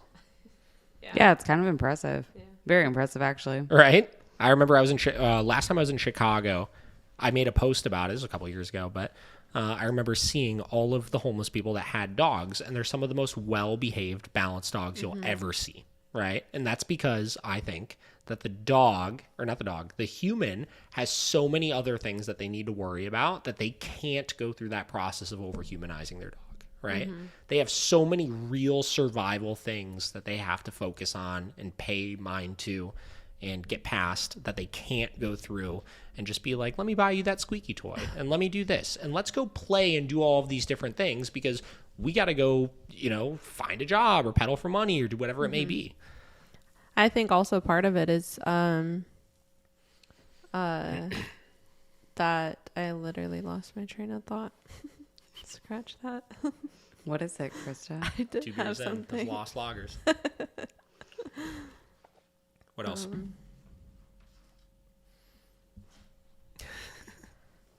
Homeless pack leaders. While the human-dog bond is unique on both sides of the equation, we can't just play the role of best friend or dog lover. Whether we know it or not, when we play that role, we are automatically fulfilling our own needs first, not our dogs. We're the ones who need the constant affection and the unconditional acceptance. Who do you think are among the happiest, most emotionally stable dogs in America? This is my observation, and you may find it pretty hard to believe, but I think that dogs that live with homeless people often have the most fulfilling, balanced lives. Go to downtown Los Angeles someday, or to the park overlooking the Santa Monica Pier, and pick out the homeless people who have dogs. Those dogs don't exactly look like American Kennel Club champs, but they're almost always well-behaved and non-aggressive. Watch the homeless person walking with a dog, and you will witness a good example of a pack leader, pack follower body language. I've never seen a dog pull a homeless person before. Never. That's actually kind of true. Never in my life. Probably because they're like lazy from lack of food. It's an energy thing, Krista. Yeah.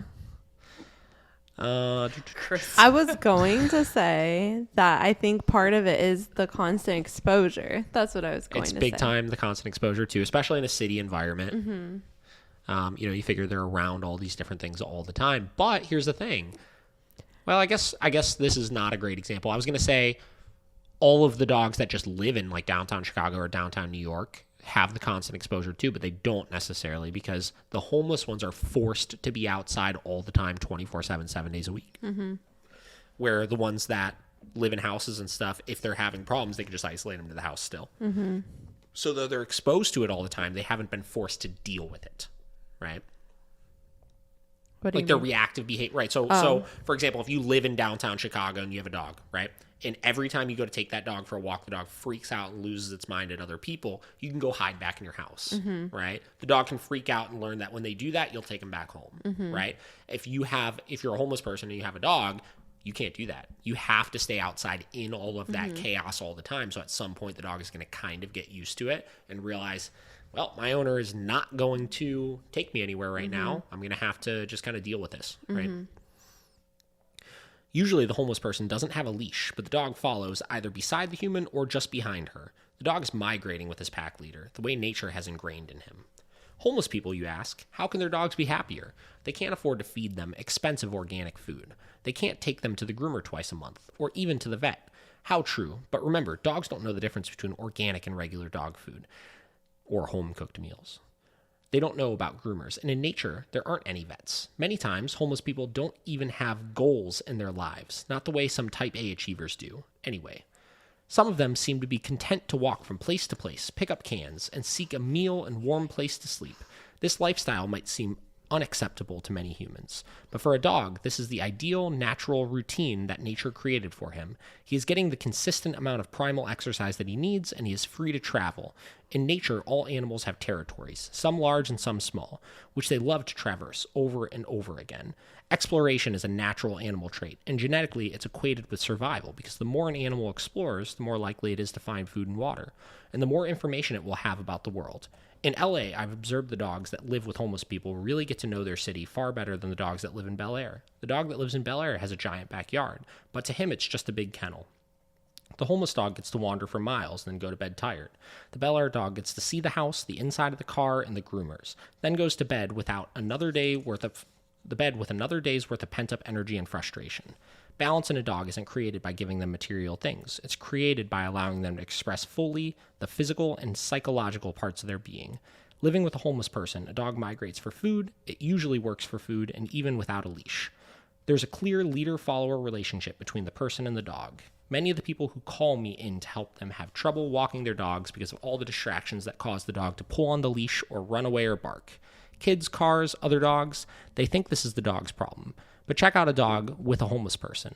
The dog has never been to a training academy in his life. He and the homeless person walk along the busy streets passing cats, strollers, scooters, people with yapping little dogs on flexi leashes, yet the dog keeps on moving forward. This is what happens in nature. A dog, or wolf pack, would never hold together if individual dogs were running off all the time, getting distracted by frogs or butterflies. Those are two random things to get distracted by. The homeless person acts as if the pack leader if the dog gets distracted. She only has to send a glance or a grunt in the dog's way to remind him of the rules and get him back on track. At the end of the day, the homeless person will reward the dog with food and affection right before settling down to sleep. They share a very elemental existence, probably very much like the earliest relationships between our human ancestors and dogs. Oh, boy. Wild times, guys. He knows a lot about homeless people and dogs. Well, because he was Homeless homeless. Los He Angeles. was? too. Yeah, I do believe they did talk about that a little bit in the first chapter of this Oh. book.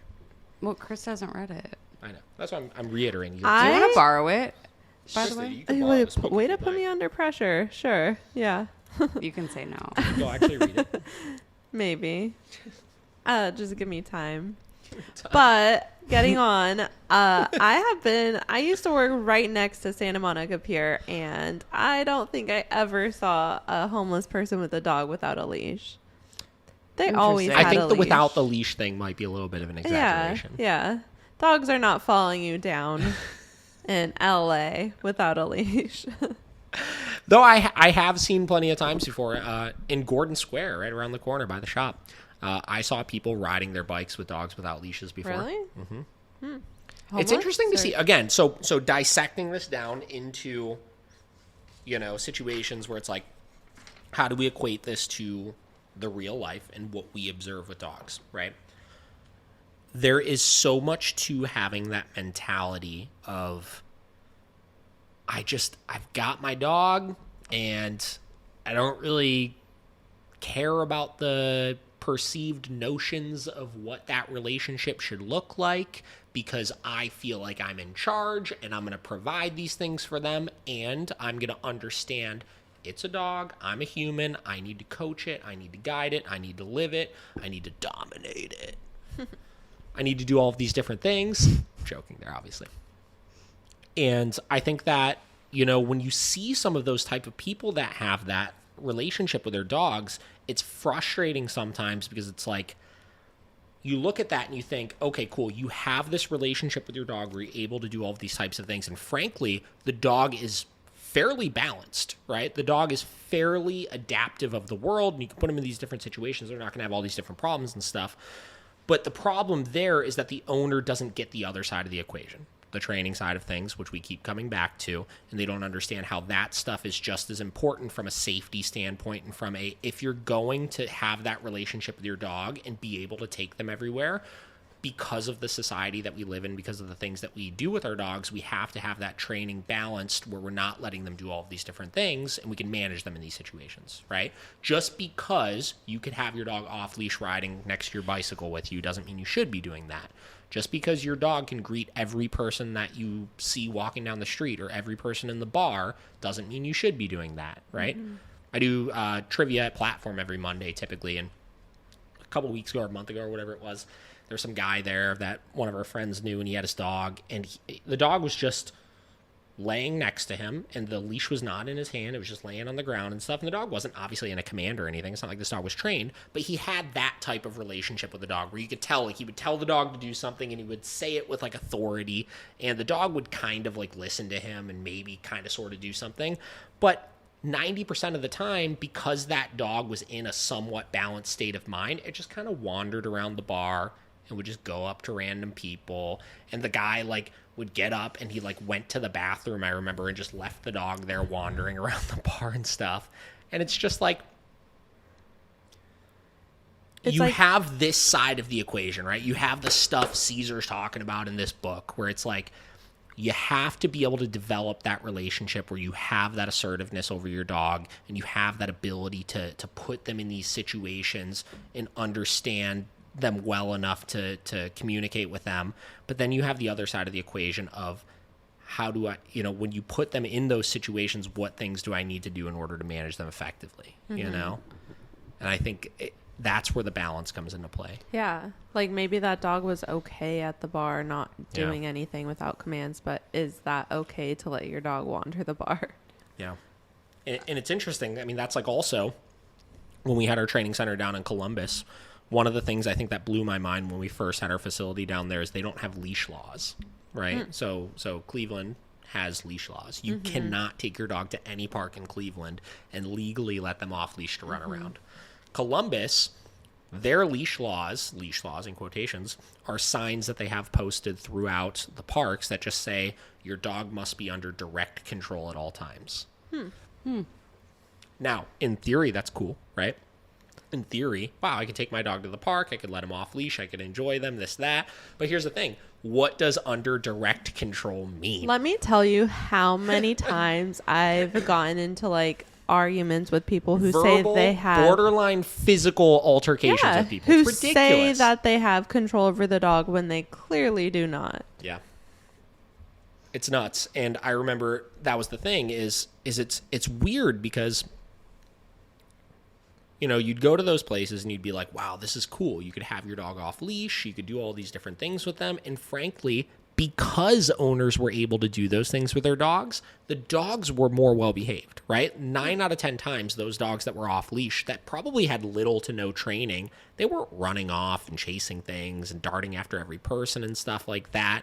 But the problem was there was no control from the owner where if we needed them to get their dog away from us or something, they couldn't do it, right? So yes, when you have that type of relationship with your dog and when you have a balanced dog, your dog is able to do more things. The problem is not everybody has a balanced dog, and we have to abide by these rules, and we have to create an environment that, or we have to create a world that has rules for dogs, and we need to follow those management techniques because of everybody else's, to be accommodating of everybody else's dogs. I think it's like super inconsiderate to not have a trained dog take it off leash and just like not give a fuck if it's going up to another person's dog. And like your dog might be fine with other dogs, but imbalanced or whatever, but you don't know about those other dogs too. Yeah. And you could look at like whose fault is that, right? Like, is that the dog's fault that's running up to the dog that's not good with other dogs' fault, or is that the fault of the owner of that dog for not keeping them under control, or is it the fault of the dog that's having the issue with another dog coming up to them and sniffing them? It's the owner that has the dog that doesn't have control. No, I understand that, right? So I agree with you with that. But it's weird because, again, in the wild, right? But we're not in the wild. I know, but looking at this from the standpoint of, okay, cool. So in nature, right? If another dog went up to another dog, they would kind of just figure it out to some extent, right?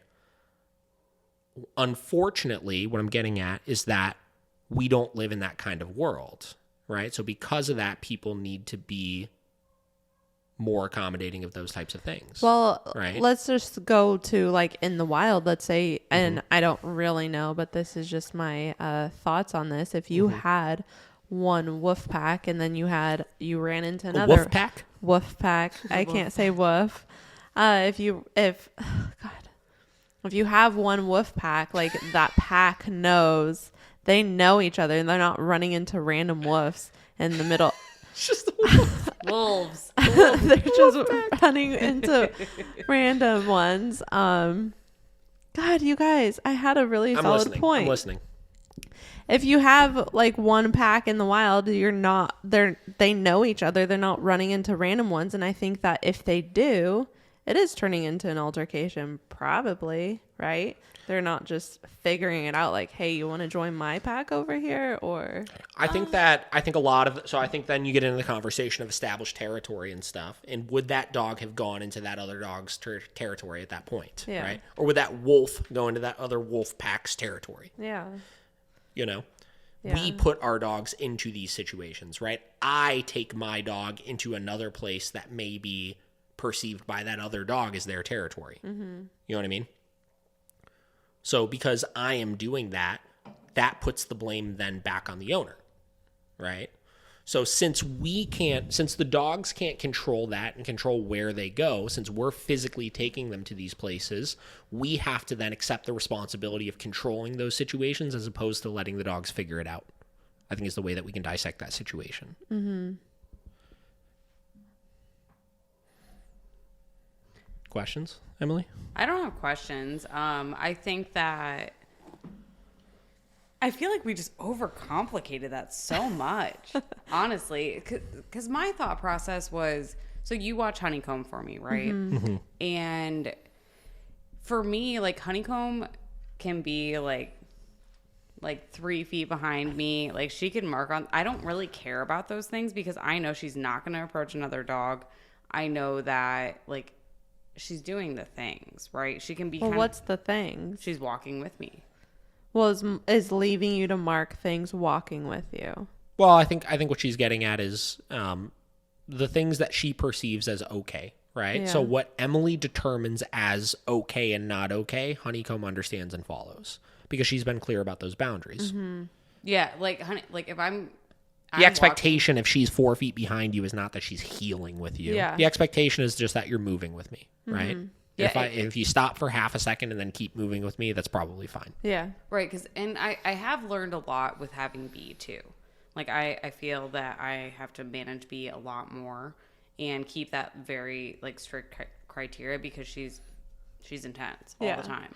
So I have to give her constant direction. Whereas Honeycomb, I don't feel like I need to do that. But at the same time, putting her in a position to like be with you and not vocalizing that like weird bond or criteria, like that puts her in a weird position. So do you know what I'm saying? And like I think with Vera too, could you take Vera on a hike knowing that she would walk perfectly with you off collar? Yeah. Yeah. Yeah, I guess I don't have that relationship. But I don't think that's any fault of your own. I think you have a dog. Wait. Are we talking about Honeycomb specifically or B specifically right now? I was talking about Honeycomb specifically. Honeycomb. Okay, so when you say, do you feel like you can go for a hike and have her walk perfectly with you off collar? Do you mean She moseys. no e-collar? Do you mean her staying in the heel position specifically and stuff? Or I what do know you that mean? I could take Honeycomb and she will follow me through the woods Yep. the entire time. Probably like moseying around, like peeing on things or whatever, but she's still with me. She's Sure. not going to approach another dog. She's not going to be reactive. Yep. So I guess that's where me as a trainer, like I feel like that's kind of like the niche, but also putting her on someone else. Like how do you, I guess. So just to clarify your question here, are you saying that you're okay with that because you feel like had you tried to stop the sniffing and have it this perfect heel and everything like that for that entire hike, it would have been sloppier? Is that kind of what you're saying? I just don't mind it. I know Sure. that I used to keep And I don't either. I used to keep her super accountable of like a perfect walk. And I have gotten away with that because I've seen her gradually get to that point. So I guess my whole thing is like, what is, it is the energy part, you know, like the trusting of your dog. And my question is, do you guys agree with that, I suppose? Or do you find that to be...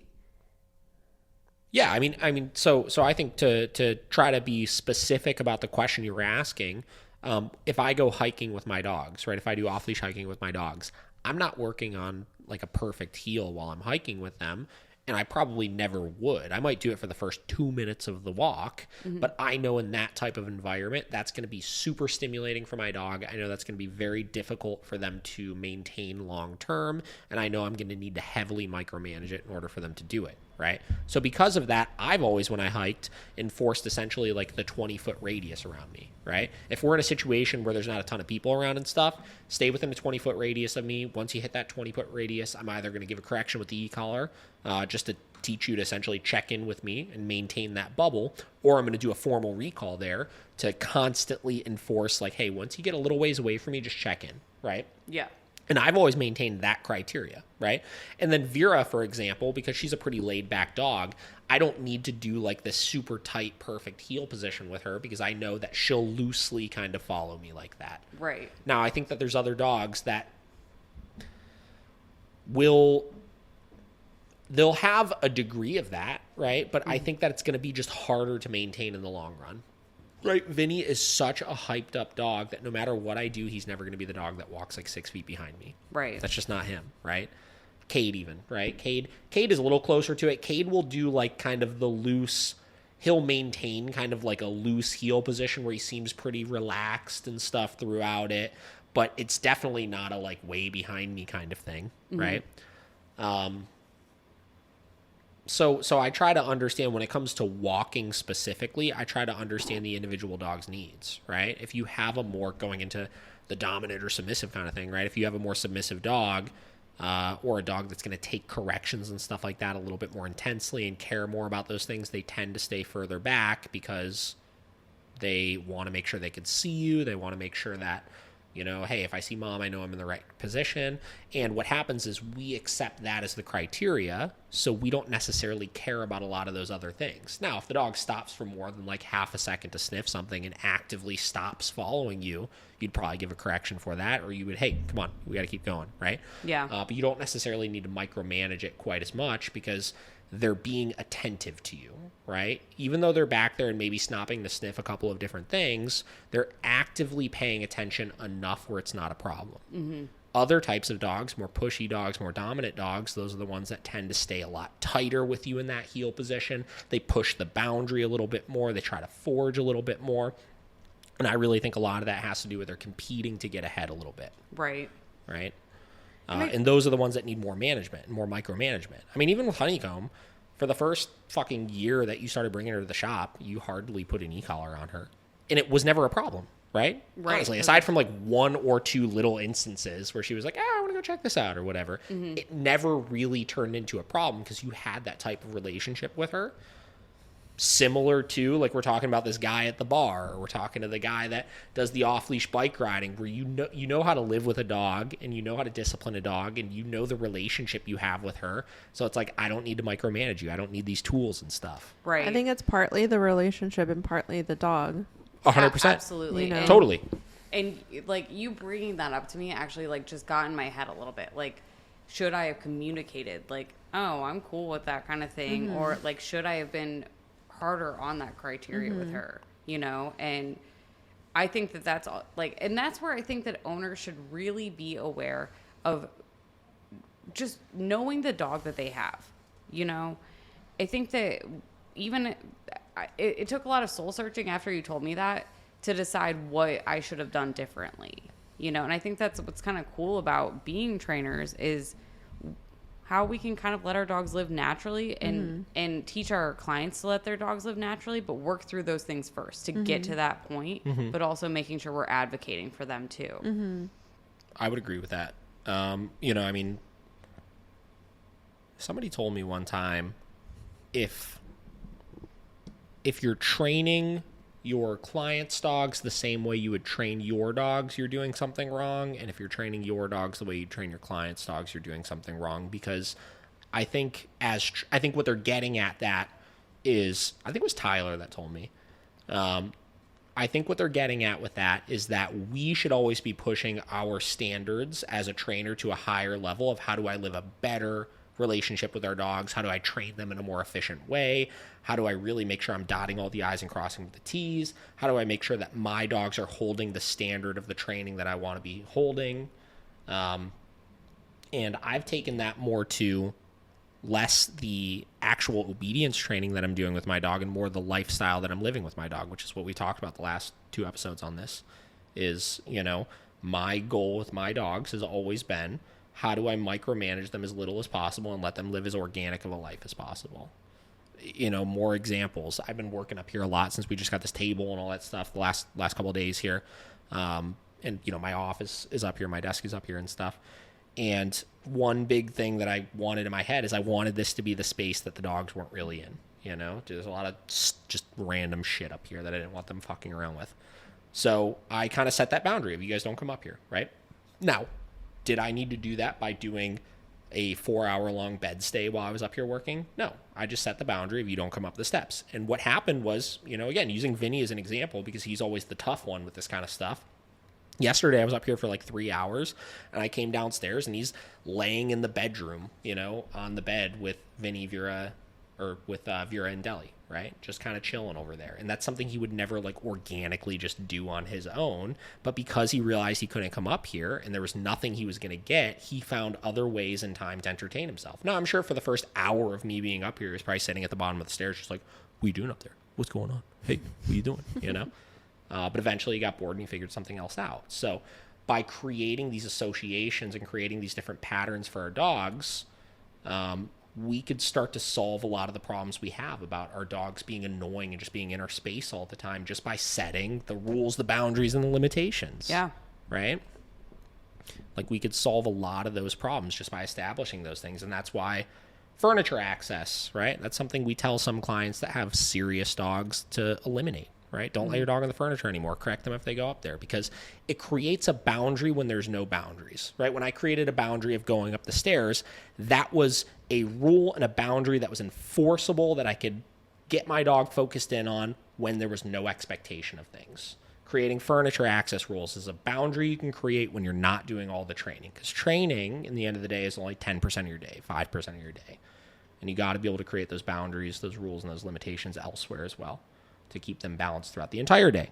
So it's not like training mode just gets turned off after your training session. Mm-hmm. Train as you live. I tell my clients that all the time. Train as you live. Living is training. Training is living. All right, guys. We hit 2 hours. Let's wrap this up. Anything to say? Thank you for having us again. Yeah. Thank you. It's bedtime. Can't wait to dissect more Cesar stuff. Can't wait to keep talking about it. Oh, yeah. Well, we had, let's see, where are we at? Exactly. We had a lot to say today. A lot to say. 2 hours and 1 minute. Oh, nice. Very exciting. We hit Exactly. We hit the 2 hour mark. Very nice. With a 20-minute emotional speech by me, into Cesar's book, into drinking a couple beers, slurring through a couple words, getting into some training stuff. It's a good time. If you want to learn more, head to @Davidthedogtrainer, @Christa's Canines. Is it still Christa's Canines? Yeah. I love that so much. I don't know what to name it. At Emily Lynn something. Nickel. Emily Lynn Nickel. And @Miracle Canine Training. Come do dog training with us at miraclecaninetraining.com.